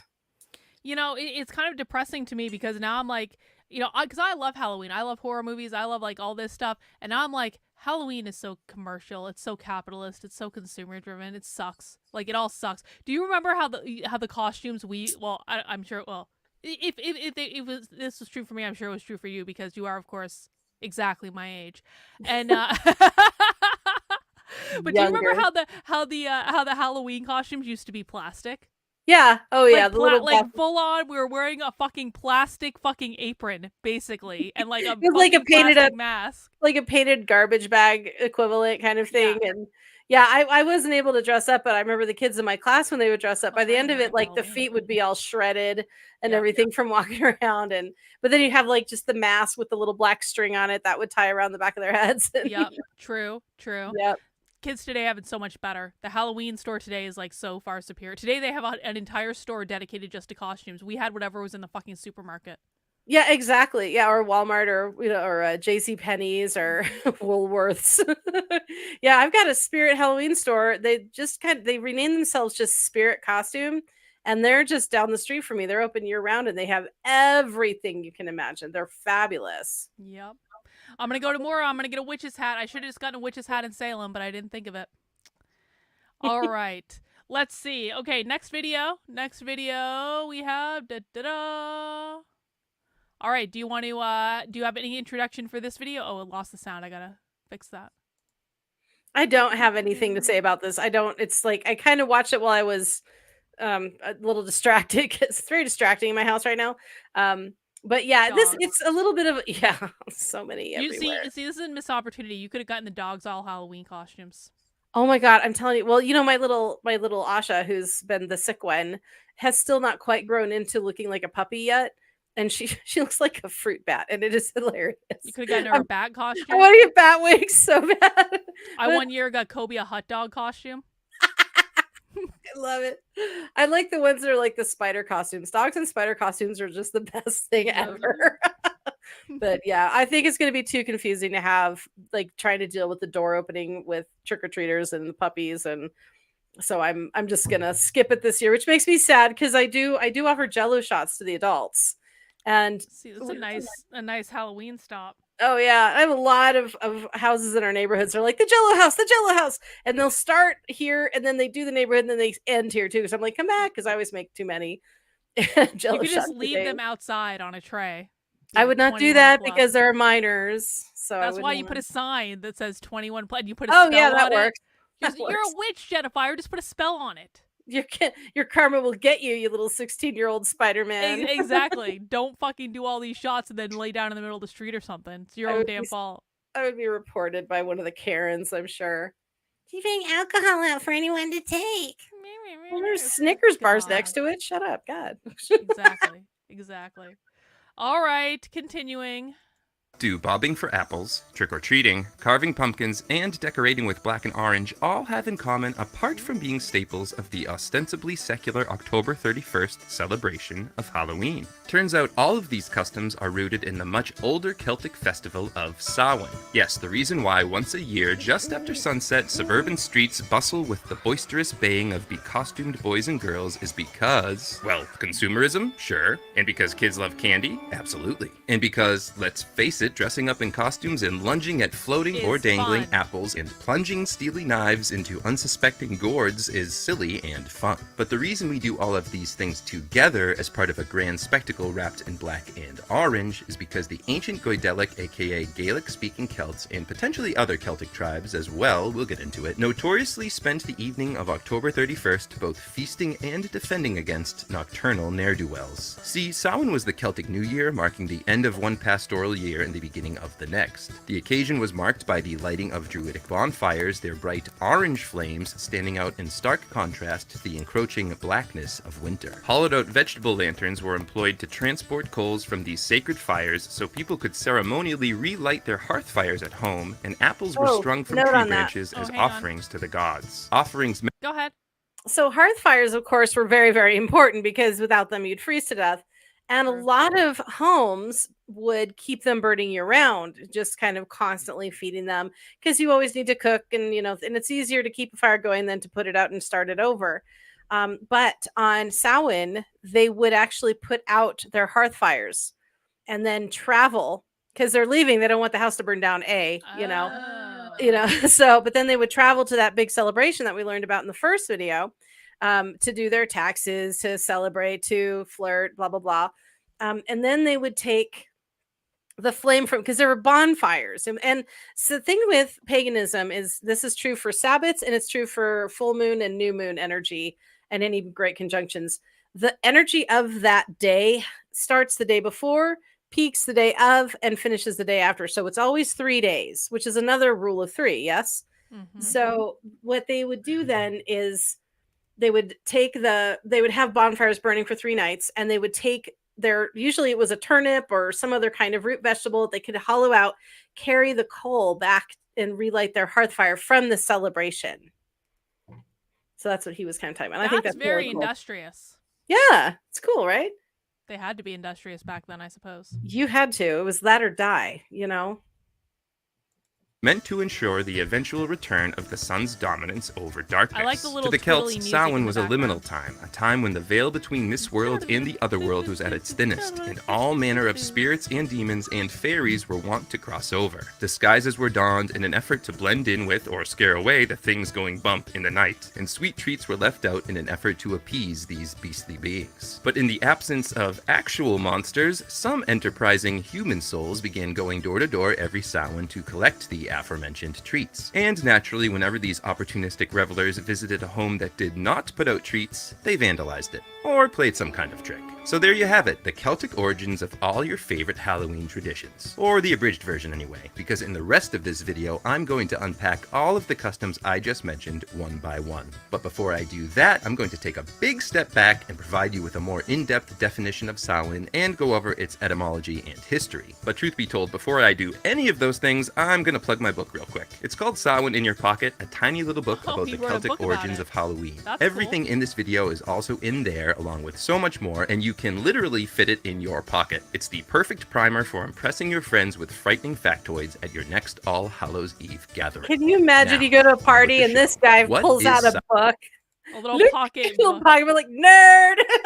I actually kind of love it. I was like, yo, that's actually a good idea. That's a good gift. There it is. Yep. Well, this is the Sabbats. This book is an excellent book. It goes through all of the Sabbats during the Wheel of the Year. There's also a series. Ooh, I may have to go look at my library. That it's a book that's dedicated to each Sabbat. If anybody's interested in deep dives, this is by Edane McCoy, and is it Edane? Yeah, Edane McCoy. Fantastic book. I did a lot of ritual writing with this, and it goes through history, symbology, ritual ideas, and good for private practitioners or full-on group coven ritual work. But yeah, having a little pocket thing like that is handy if you need something to do, you're on the bus, but it's also kind of makes for quick reading over and over again to commit things to memory. It's one of the things I like about pocketbooks. I like it. I'm gonna make a pocketbook about socialism. I think you should. I absolutely should. The go-to. Be like, just in case you're out in the world and you are confused about what colonization means or why someone is yelling at you with pink hair. You're all, hey, pocketbook of I've got it right here. Let's go. Like, no fucking excuses. Samhain. Definition and etymology. Falling at the midway point between the autumnal equinox and the winter solstice, Samhain is one of, and arguably the most important of, the four so-called Celtic cross-quarter days, the other three being Imbolc, Beltane, and Lunasa. Looking at a modern calendar, we'd say the Feast na Samhain, or Festival of Samhain, begins on the evening of October 31st and stretches into the morning of November 1st. And that's because the ancient Celts measured their days sunset to sunset, not midnight to midnight. The festival is infamous for its associations with death and evil and fire, and according to author and librarian Ruth Edna Kelly's The Book of Halloween, said associations have everything to do with the changing of the seasons, and more specifically, the suffering of the sun. And I quote, "On November 1st was Samhain, summer's end. The year was over, and the sun's life of a year was done. The Celts thought that at this time, the sun fell victim for 6 months to the powers of winter darkness. From the idea that the sun suffered from his enemies on this day grew the association of Samhain with death." End quote. Author Clement A. Miles reiterates Kelly's summer's end etymology of Samhain in his book Christmas in Ritual and Tradition, Christian and Pagan, while also offering an alternative, assembly. If accurate, the assembly interpretation may harken back to Samhain's origins as a harvest or pastoral festival. Rather than being a morbid affair, perhaps those first Samhains were about people coming together and sharing their recently harvested crops and celebrating the return of their livestock, which would have just completed their forced migration down from summer highland pastures to winter lowlands, a process known as transhumance. There is one final etymological interpretation of Samhain that bears mentioning, courtesy of PronounceItRight.com, which, yes, was a resource I used for my How to Pronounce Samhain video. The website makes clear that the, quote, origin of the word Samhain is not entirely known, end quote, which I think is a statement we can all get behind, before presenting the following hypothesis. Samhain is derived from the union of the words Sam, meaning summer, and Fun, meaning fun. This one seems hard to swallow. Based on my cursory understanding of European weather patterns, there is no summer fun to be had in late October in Ireland, or anywhere in northwestern Europe for that matter. Which actually leads me to my next point, a brief history of Samhain. While the term Samhain is used primarily to describe the frightening and fire-filled pastoral festival as it was celebrated in pre-Christian Ireland, the roots of said festival potentially date back not only to much earlier, but also back to the European continent. According to researcher Joseph Monar, archaeological archaeological evidence, including the Caligny calendar, which was dated to the 2nd century CE, suggests that the Celts of ancient Gaul celebrated their new year at the end of summer. Indeed, the first month of the Gaulish New Year was called Samonios in the Gallic language, derived from the root samo, meaning summer, leading some scholars to believe that the Irish Samhain is rooted in the same tradition. It's also telling that just about every region settled by, or at least heavily influenced by, the Celts would come to celebrate a version of what appears to be the same holiday on October 31st/November 1st. Starting with the Goidelic or Gaelic-speaking Celtic countries, we of course have Samhain in Ireland, but also Samhain in Scotland and Hop tu Na in the Isle of Man, though the proper Manx term for the festival is Wee Honey, which may correspond to the Irish Oicha Samhain or Oicha Shamna, meaning the night preceding Samhain, according to scholar and folklore researcher J.A. McCulloch's The Religion of the Ancient Celts. Now, amongst the Brythonic or Brittonic-speaking Celtic countries, the October 31st/November 1st festival is referred to not as summer's end, but as the Calends of winter, Calends being a fancy word for the first day of. Thus, in Wales, the Samhain equivalent festival is Calan Gaeth, in Cornwall it's Calan Gaeaf, and in Brittany it's Calan Gaeaf. Semantics aside, summer's end, winter's beginning, it meant the same thing to the ancient Celts who only observed the 2 seasons, winter and summer. The Britons celebrated their October 31st/November 1st festivals much in the same manner as the Gaels. Death was the central theme, ceremonial fires were lit to guard against the coming darkness of winter, tasty treats and adult beverages were consumed. We find traces of this same Celtic tradition in Portugal, Galicia, Asturias, Cantabria, Catalonia, and other regions of the Iberian Peninsula, which is especially interesting because according to Irish mythology, the Gaels, aka the Milesians, are said to have invaded Ireland by way of Spain. The Celtiberian Samhain, known as Castañada or Magosto, depending on the region, is best known today as a chestnut roasting festival. And yes, you better believe those chestnuts are roasted over an open fire. The ubiquity of Samhain and its equivalents in Atlantic Europe no doubt caught the attention of the Catholic Church. So much so that in 835 CE, Pope Gregory III decided to reschedule a Christian holiday, All Saints' Day, so that it coincided with Samhain. Up until that point, All Saints' Day, known variously as All Hallows' Day, Hallow Mass, Feast of All Saints, Feast of All Hallows, and Solemnity of All Saints, was held in May. First celebrated in 609 CE, it was originally intended to honor the Virgin Mary and Christian martyrs, but when Pope Gregory III changed the date to November 1st, he also expanded the holiday to include the commemoration of All Saints. This was likely an attempt by the Church to harness and redirect some of that thinking about dead people energy Samhain had already generated. More on that later. Now, it's easy to look back and say that Christianization was effective. After all Hallows Eve, or Halloween, is now the dominant October 31st holiday in the Western world, not Samhain. But upon further reflection, Halloween has become so secularized as to have lost most of, if not all of, its Christian underpinnings. And as you're about to discover, what we've been left with, modern Halloween, is really a collection of ancient Celtic customs. Customs that have morphed and evolved over the years, but that still retain their Samhain DNA. Let's explore some of them. Why do we bob for apples on Halloween?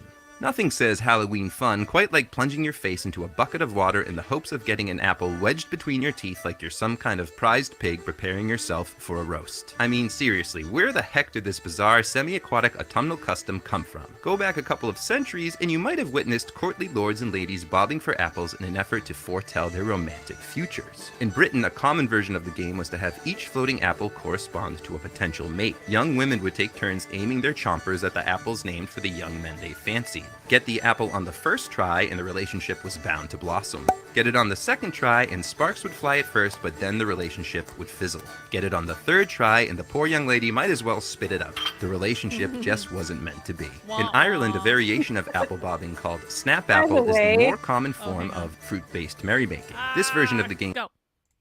I bobbed for apples once. I think it was in England, but the thing I didn't think about, and I will never bob for apples again, ever. I don't even care, because it didn't occur to me how much saliva is in. Oh yeah. Oh yeah. God. Gross.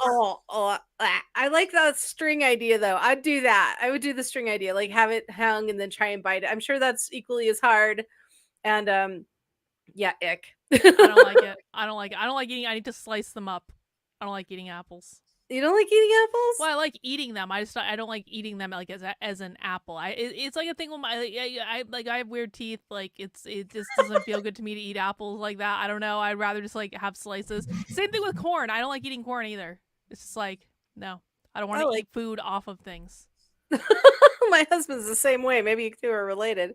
Yeah. I don't let him see the point in it. Just give it to me without all the stuff involved. Make it into some nice slices. Put get a nice green apple, slice it up, put some salt on it. It's the best thing ever. Oh yeah, I haven't done Mhm. salt on an apple in ages. I forgot about that. Yeah, Definitely. that was Also, a grandmother thing. Yep. Hmm. yeah, apples also, and any fruit that you, if you cut it in half, um, well, like top to bottom, cut it in half. Top, yeah. Sorry, I'm trying to like horizontal, vertical. Anyway, horizontally, and then you cut it vertically. No, cut it horizontally. Sorry, my brain just went sideways completely. Anyway, you cut it in half, and you see a 5, like a pent symbol in it. That is a symbol of a goddess. And because so anything, and also flowers with 5 petals. So anything that has like the pentacle sort of form to it. And so that's one of the reasons why apples were associated with evil and Eve and things like that, because they're trying to vilify the goddess. But it's also used as a representation of the divine. So why apples? Well, they were prevalent in the fall, yes, but there are other fruits that were prevalent in the fall as well. But apples are hardier, they're easier to string, blah, blah, blah. But also because they had this old memory energy attached to them. Fascinating.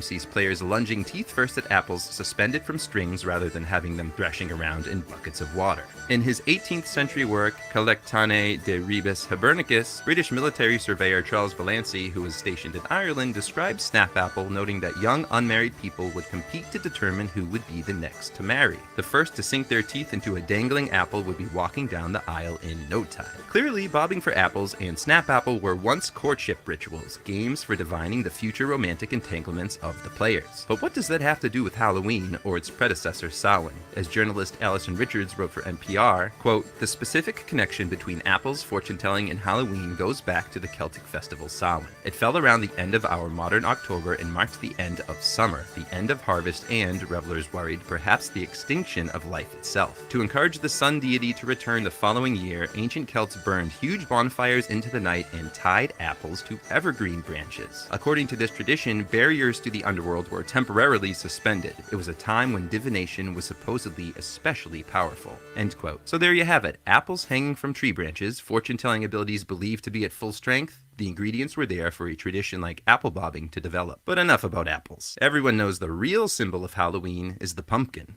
right? Why do we carve pumpkins on Halloween?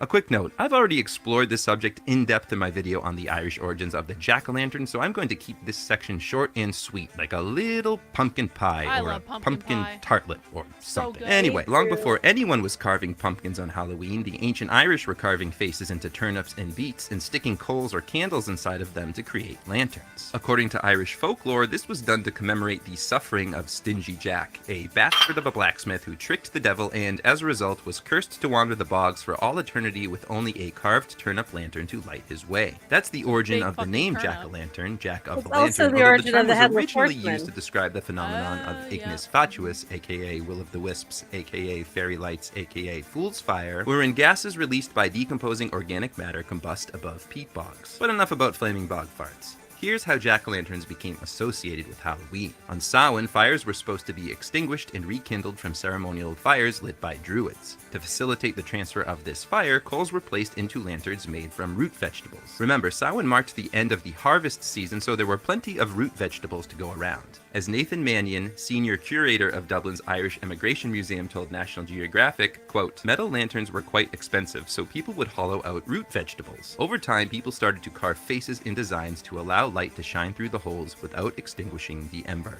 End quote. The carved faces also served another purpose, to scare away any vengeful spirits, demons, fairies, etc. that happened to cross over from the Celtic otherworld during Samhain, as the evening of October 31st was believed to be a time when the barriers between the land of the living and the land of the dead became permeable. Flash forward to the 19th century and If you're a demon and you're coming from the other world, are you really going to be scared away by a pumpkin? Like, is this like this was not thought through on their behalf? I'm just saying, like, if that was like a serious thought, like, I'm gonna scare this demon away with a turnip, like, like If you're really dumb demon. Like, be gone, demon. Oh my god, the turnip has a spooky face. Exactly. It's like, wow, okay. Well, it's exactly the same reason why they put gargoyles and shit like that on churches. Well, gargoyles are actually scary though. Gargoyles are not a turnip. But if you're a demon and you see a stone carving, I mean, it's sympathetic magic is what it is. So yeah, no, I get it. That's awesome. But I think also one of the things that he's missing about that is that if you put that out outside of your house, it shows the demons that you are friendly, so you don't have to come here and start shit.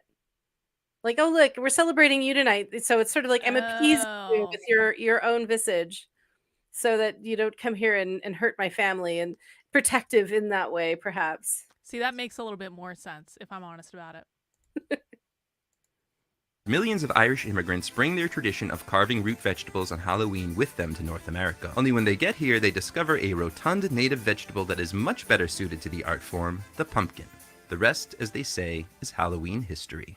Why do we decorate with black and orange on Halloween? In order to understand why black and orange became the colors of Halloween, we once again need to look back to Halloween's Celtic progenitor, Samhain. Let's tackle black first. Turns out black wasn't associated with Samhain because it's the color of spookiness, but because it's the color of death and mourning. And what is Samhain if not a celebration of death? The festival is centered around the dead who have passed on to the Celtic otherworld, but who might make an appearance on the evening of October 31st, as well as the figurative death of the sun as winter approaches. As Whiskey Stevens, author of the book Rise of the Witch, told Reader's Digest, quote, "Black is a representation of the dark months that come with winter." End quote. So what about orange? It's gotta be the pumpkins, hang on to right? that. Making jack-o'-lanterns, after all, has been a Samhain What's that? Another thing about black is that when wearing color ritualistically, you adorn yourself with the energy of that color. So if you are wearing the color of darkness, you have power in and over darkness. That's another reason. Oh, I never thought about wearing black like that. Okay. Okay. It's a power color. So, and then there's different colors associated with different Sabbats, of course. But yeah, that's another thing is people wear black because it gives them the power in and over the darkness. See, I wear black because I like it. But That's I- also I'm- fine. I'm gonna start saying like the reason I wear black all day every day is because it gives me power over the darkness With love. with love. Yeah, I'm gonna put that. I'm gonna put that like I'm gonna put that on the internet. They're gonna be all on Twitter like Carlin thinks she's an evil mistress. No, I know I'm an evil mistress, darling. Let's not Like trivialize it. duh, like I wasn't trying to hide it or nothing. Obviously. tradition for centuries. But remember, Celtic peoples originally used root vegetables for making jack-o'-lanterns. Pumpkin carving came later, and by then orange had already been well established as a color of Halloween. What gives? Here's a clue. Go rub 2 sticks together. Bonus points if those sticks have a few fall leaves attached to them. Allow me to be less cryptic. It's likely that orange represents the ceremonial Samhain fires lit by druids on the evening of October 31st. Of course, there's also the prevalence of the color orange in autumn leaves, which may have reinforced the idea of orange being a Samhain color. To quote Stevens, orange is representative of the fire that burns during the festival of Samhain and during the winter months. It also corresponds to the leaves that have changed color in the harvest itself. End quote.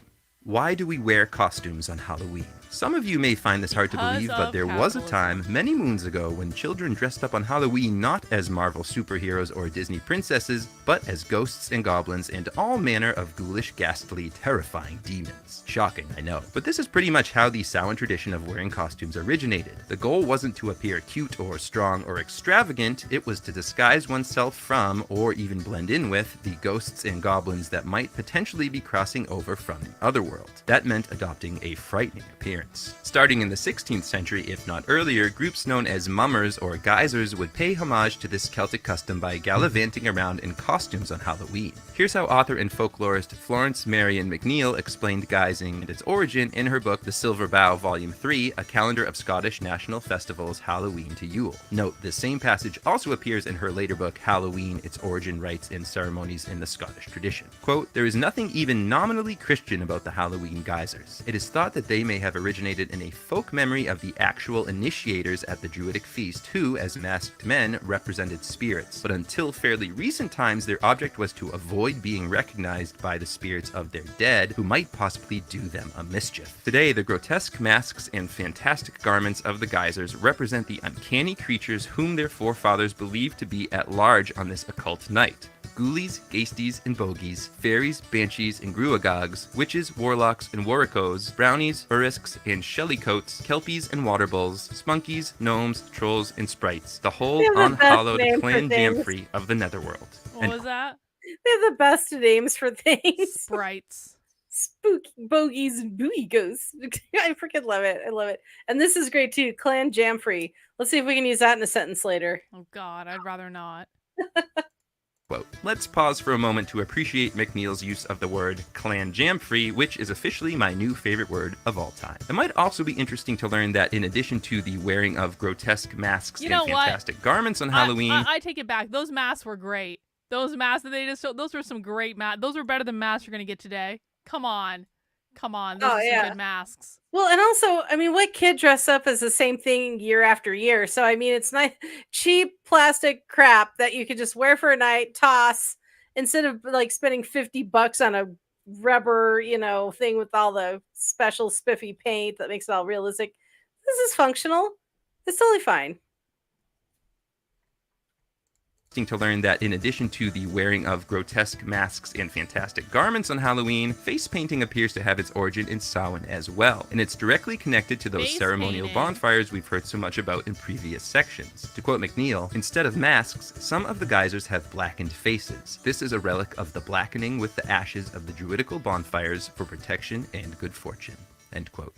Why do we give out candy on Halloween? As we learned earlier from journalist Alison Richards, ancient Celts tied apples to evergreen branches on Samhain to encourage the return of their sun deity. Richards goes on to tell us that in the same vein, quote, gifts of fruit and nuts and animal sacrifices were offered to the gods, end quote. Anthropologist Walter Evans Wentz bolsters this claim in his book, The Fairy Faith in Celtic Countries, noting, quote, Samhain was the great Celtic feast of the dead when offerings or sacrifice of various kinds were made to ancestral spirits into the Tua de Danann and the spirit hosts under their control. End quote. For those unfamiliar with the Tua de Danann, they are the old gods of Irish mythology, known for their, quote, supremacy over ghosts and demons on Samhain and their power to steal mortals away at such a time. End quote. So yeah, it was important to make offerings to these guys and gals, lest they unleash a fire-breathing, enchanted, timpan-playing monster from the other world on your We ass, don't want which is that. exactly what happens in the story of Elaine. To quote Evan Wentz, Elaine visits Tara, the old psychic center both for Ireland's High Kings and its druids. He comes, as it were, against the conquerors of his race, who, in their neglectfulness, no longer render due worship and sacrifice on the feast of Samhain to the Tua de Danann, the gods of the dead, at that time supreme. And then it is that he works his magic against the royal palaces of the kings and druids on the ancient hill. End quote. After being conquered by the invading Milesians and driven underground, or so the story goes, the Tua de Danann grew smaller in popular imaginations, both literally and figuratively. The powerful gods of old became the Aishi, the people of the hills, otherwise known as fairies. But their connection to Samhain and their perceived potential for mischief-making remained strong. Thus, later generations of Celtic peoples began leaving sweet treats out on their doorsteps on the evening of October 31st to appease the fairies and whatever demons and restless spirits might be in their company. Even after Samhain was nominally Christianized, people continued this tradition, albeit with a more personal twist. It became less about appeasing sinister fairies and spirits,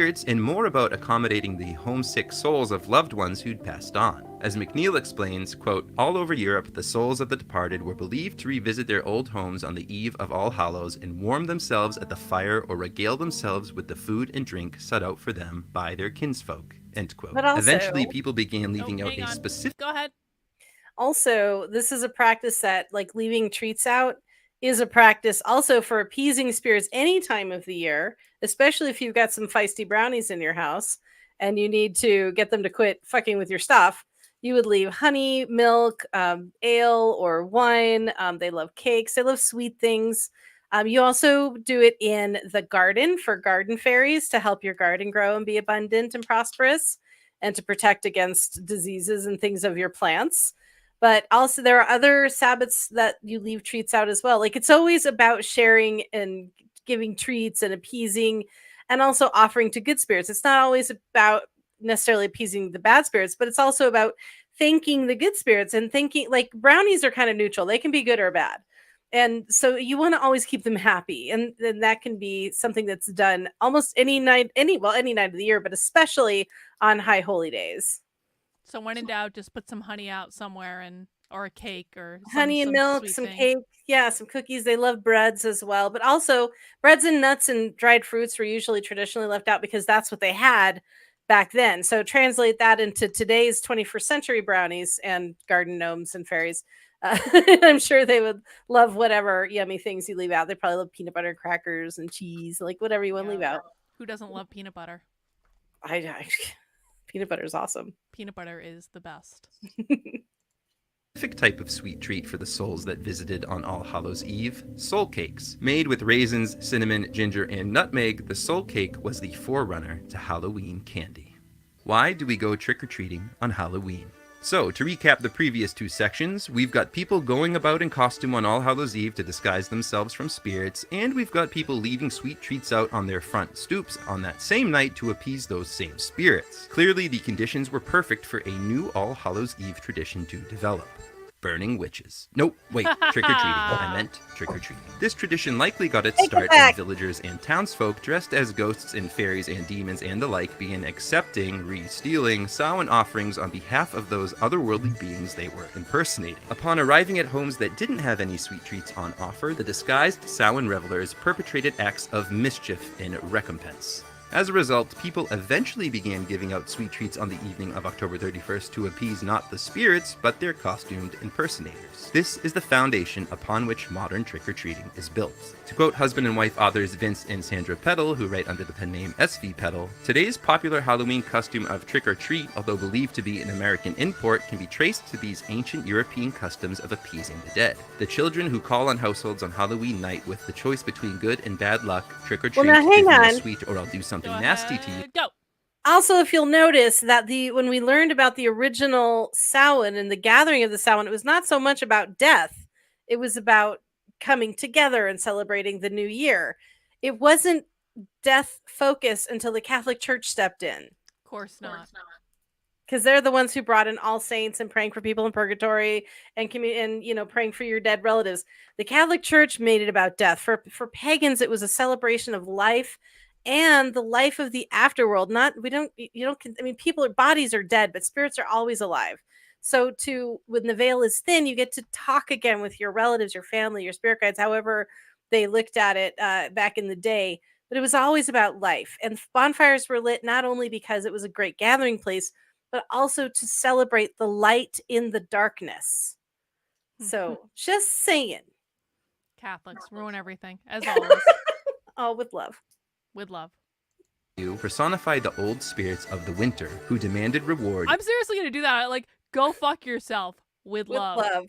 I said something to someone earlier today because they made a clip of me where I was yelling at people on socialism Saturday, and then I ended the stream because people didn't answer my question correctly, and they were like, "Someone needs to do a mental health check on Carla." And if I had learned this lesson, I would have said, "You never had a tough coach growing up, and that's why you're such a whiny little faggot." With love. Love. Oh my God. It's beginning to look a lot like fuck you. That's a t-shirt. Oh my God. In exchange for good fortune, end quote. And that comes from the book Pagan Channel Islands, Europe's Hidden Heritage. Of course, there would be several steps in the development of trick-or-treating. It didn't jump directly from rabble-rousers impersonating spirits to children roaming neighborhoods collecting candy. In one of its medieval iterations, known as souling, poor people would go to wealthy homes on All Hallows Eve and say prayers for the souls of deceased loved ones and or give performances in exchange for money and food. By the 19th century, it was common for households to give out nuts and fruits, apples in particular, to costumed children on Halloween. And by the 1920s, candy had entered the mix. The age of modern trick-or-treating, and some might say the age of modern Halloween, had arrived. If you enjoyed this video, please like and comment and basically tap all of the little buttons. Well, I thought that was an interesting little introduction to Halloween, Jennifer. I appreciate you sharing this stuff with us. Of course. I think one of the cool things is that since Halloween got so popular in the 50s, which was, of course, the boomer childhood, they loved it so much that they brought it into the adult realm. And I learned recently that oh my god, I've got his name. I've got film producer. It's right there. It's right there. It'll come back. The guy who did Halloween, he is responsible for creating the modern John adult. Carpenter. John Carpenter, thank you. Yeah, I had it earlier. I was like, I got to talk about John Carpenter, and then for some reason, it just boop. So, but yeah, he's responsible for bringing adult horror films into the mainstream for the first time, and that's like really current. So you think about like the journey of this. The 50s wasn't. I mean, it was long ago for some people, but for me, it's like that's just my parents' childhood, and then they wanted to continue doing it. And these parents, I mean, I get parents dressed up every year. They love this. They love it more than the kids do, I think, in some cases, because the kids are gold. They got their coats on, and the parents are like walking around with beers, like woo. They like it way better, I think, in some ways. I wish my parents had walked around with beards. That would probably made my Halloween much more interesting, honestly. That's why I hand out Jello shots. Jeez. But yeah, no, it's cool, and there's lots of ritual. And to talk about the modern witch briefly, a lot of the things we do, naturally are ancient oriented. But the reason it's not because we know exactly what was done. It's not that we gather and take a census and pay our taxes and shit like that on Halloween, but it's basically just the natural using the things that are naturally available during the year and combining the traditions of honoring the thin veil and the year turning, the wheel of the year turning over. A lot of the rituals that I do have to do with communing. I did a ceremony once in my mom's backyard. She's got a really great, gorgeous backyard where I had given everybody black sashes to wear over their heads, and we did a meditation in circle, and then I released them from the circle so that they could go and commune and listen to any messages through the darkness of the yard. And it was really cool. We didn't have to share what we heard. We could if we wanted to, but it kind of is just, it brings you into the awareness of we don't just live here by ourselves. There's so many spirits around us. And I'm sure it's kind of frustrating to be a spirit and you don't get hurt all the time. So just to bring that awareness to it is fun. But there's a lot of things that can be done, lots of rituals and ways to celebrate. Cool. Well, anything else to add before we wrap up today about Halloween? I'm trying to think. I'm like, I feel like I had so much to say. Like, I don't know. I covered a lot. I mean, yeah, we did. So, well, yeah, but I hope that first of all, everybody be safe. Oh, and the razor blades and candy is a myth. Poisoned apples, yeah, myth. everyone Those relax. Yeah, for real. Like, do you remember we would go get well, not me, but kids would go get their candy scanned at the airports? I never did that, but I do remember that happening. People were like freaking out, and there was stuff on the news and like all this stuff, and it's like. Kids today are soft though. Again, it's like I hate this. I hate like the town schedule for Halloween.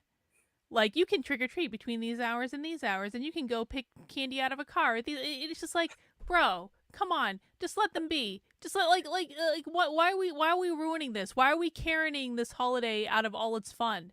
Just have a good time, and it's also like I think the only time during the year that we actually interact with our neighbors these days, because we don't neighborhoods used to be a neighborhood, it used to be a village, like people would knew each other, they would talk together, and this nowadays it's like you don't know who lives next door to you. You might see them occasionally, but this is like the one time we get to interact with each other and have community, so enjoy that.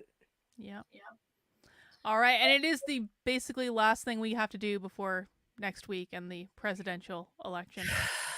So we are preempting our nice, peaceful show next week to cover politics because we have to, because it's a Tuesday. We're re-enraging. We're re-enraging for a night, but I think it's going to be okay. Listen, I'm going to be probably already drunk by the time we get started because I am going out for my anniversary dinner at 5:00, and there will be martinis. We are going to a place with really effing good martinis, and it's a place where the martinis are so good there is a martini limit, and I'm not driving. Yeah. And then I am planning on coming back. I'm planning on doing some sort of drinking challenge because I would like to raise money to go on my road trip, which I will be 4 days after the election, which I just think is perfect. Like this, it's like the universe spoke to me, Jennifer, and it said, fly to California to go meet a stranger, to drive to Texas. This is exactly what you need. Just go do it. Nothing can go wrong. It's totally fine. Nothing could go wrong. It'll be fine. And and so, how do you feel about the election coming up? I don't know, man. There's a lot of weird shit in the energy right now. I mean, for one For thing, real. and I'm just like, election as part of life. There's a lot of people, almost every single person I know is going through some kind of trial right now. And I think the country as a whole also is. And so I'm not sure, like, I really wouldn't place a bet on the winner at this point. I don't know. I know Trump's been kind of pulling ahead a little bit, but there's just enough propaganda and people angry at him that I don't know. I don't know what's going to happen. This is why when I want to be here, I need someone to cry on if like things go I badly. I really think both sides are in an echo chamber, and both sides are only hearing what they want to hear, and so it's like it's impossible to know like what is true and what is not. Like I'm feeling pretty okay that Trump's gonna win. I'm not voting for Trump, but I'm feeling okay that I think he's probably gonna win, which is, I mean, there are some benefits to that. Like the media is gonna go nuts and go, Nazi fascism, it's gonna be entertaining. On the flip side, I feel like it's going to be just really disappointing, and I just don't care anymore. But you know what? I don't know. I don't know how I would feel if Kamala won. I don't know how I would feel if I didn't vote and Kamala not ended up going to winning. be happy. I mean, I'm not going to be happy. I will be accelerating my plans to move to Tennessee if she wins. Man. I'm not happy with. Yeah, it's not going to be a good thing. I don't know. Maybe I'll pull some cards later and have a look at the energy. But it's been so crazy and chaotic, and it's fine. I mean, that if that's the zone, that's the zone. And these moments of chaos sometimes are needed to shake things up, as we learned with the Crucible. The name of the Crucible is about melting the metal to become something new, and I definitely think we're experiencing that right now. What we're going to become, I don't know. We'll see. Well, one more week and we will have alcohol next week, Yes. and it'll be fine. And whatever happens, we will all survive. Definitely And, clearing my schedule for Wednesday for the post election hangover that I will probably have. I just want it to be an early night. I really do. I want Trump to like blow it out and just have it be like an early night. That'd be nice. I don't want to be up all night. Like I just don't want. And I'm gonna cover it for a while, but like I don't know. We'll see how long I last. I guess. Gayla, thank you. Appreciate you as always. But yeah, one more week, and we all be done. And we don't. Do you want me to pop in like around 6 or 8 or 9 or? Yeah, so you can feel free to come by whenever, and maybe we can get some other people on too if people want to, and like people can come in and out if they want to, and no one is obligated to stay the entire time except for me. And I might conceivably get drunk and pass out at some point, and I'm just gonna like leave the election. I'm not gonna like fucking lay down on the floor or something. I don't know, but I am doing a fundraiser for. See y'all in the morning. Yeah, exactly. See you guys. Bye. So leave the stream going. Like everyone just watch as long as they want. Whatever. It doesn't matter. See what's on fire. Depending Yeah. on what city's on fire in the morning, we'll know who won the election. You know what? Whatever. God. It's out of my control. It's out of your control. It's out of our control. It is. And that's why, like right now, it's just really important to be calm during this Samhain and just really enjoy the dark energy that's coming to our lives, which will rebalance us. Hopefully. So be fine. Blessed Samhain, everybody. Mwah. Love you guys lots. Well, thank you, Jennifer. We appreciate you. You look lovely in your witch's hat. I have my makeshift crown on because it was all I had here. It is a fabulous crown. It really is a good crown, though. Like it is. Yeah. This crown comes in handy like all the time. But I guess that's all we have for tonight, and we'll see you guys next week for election coverage at this time, and I will be back tomorrow at 5 p.m. And happy Halloween, everyone! If you get dressed up, please post pictures for us because I think that'd be really, really funny. And yeah, guys, that's all we've got, and we're gonna play Jennifer's new, amazing, awesome, beautifully crafted song that I absolutely listened to earlier in the day, even though Jennifer didn't think I was going to because she doubted me because she is a Capricorn. What did I say before we went on? Your track record is sketchy. Jennifer fucking DM'd me earlier. She's like, Carlin, we're playing this song. And I was like, I got around to it, Jennifer. Calm down. Let me know. You know how to keep a Capricorn calm? Communicate. Jennifer was disloyal and she doubted me, and And I This came boy. through Oh my- on oh time. Dear. Oh dear. Something in my eye right here. Yeah, there is no such thing as time, Jennifer. I operate on my time, okay? It's not Capricorn time. All right, guys, that's all we have. We'll be back next week. Bye. Wait, I gotta set up the song. Oh no! Oh no! It's not set up. Okay, we're really going now. Bye.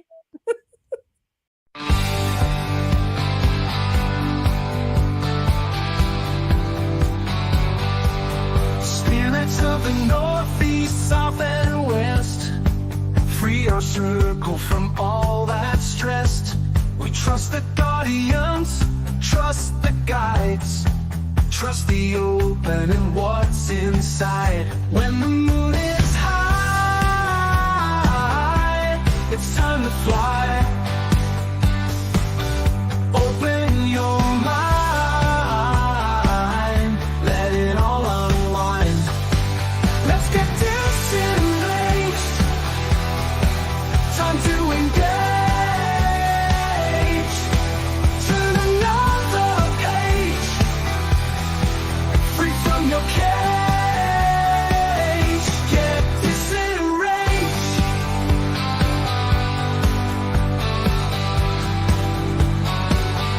When you feel like you've had enough and the week was busy and tough, you need a break, you need some fun, you need to take time from the run. We'll blow your mind, we're just in time. Seek and ye shall find. Time to unwind, let's get disenraged. Time to engage. Turn another page, free from your cage. Get disenraged. Aliens, ghosts, spirits and shadows, spirituality, ultra reality, the Bible, the pagans, all the conspiracies, tarot, astrology, and alternate history.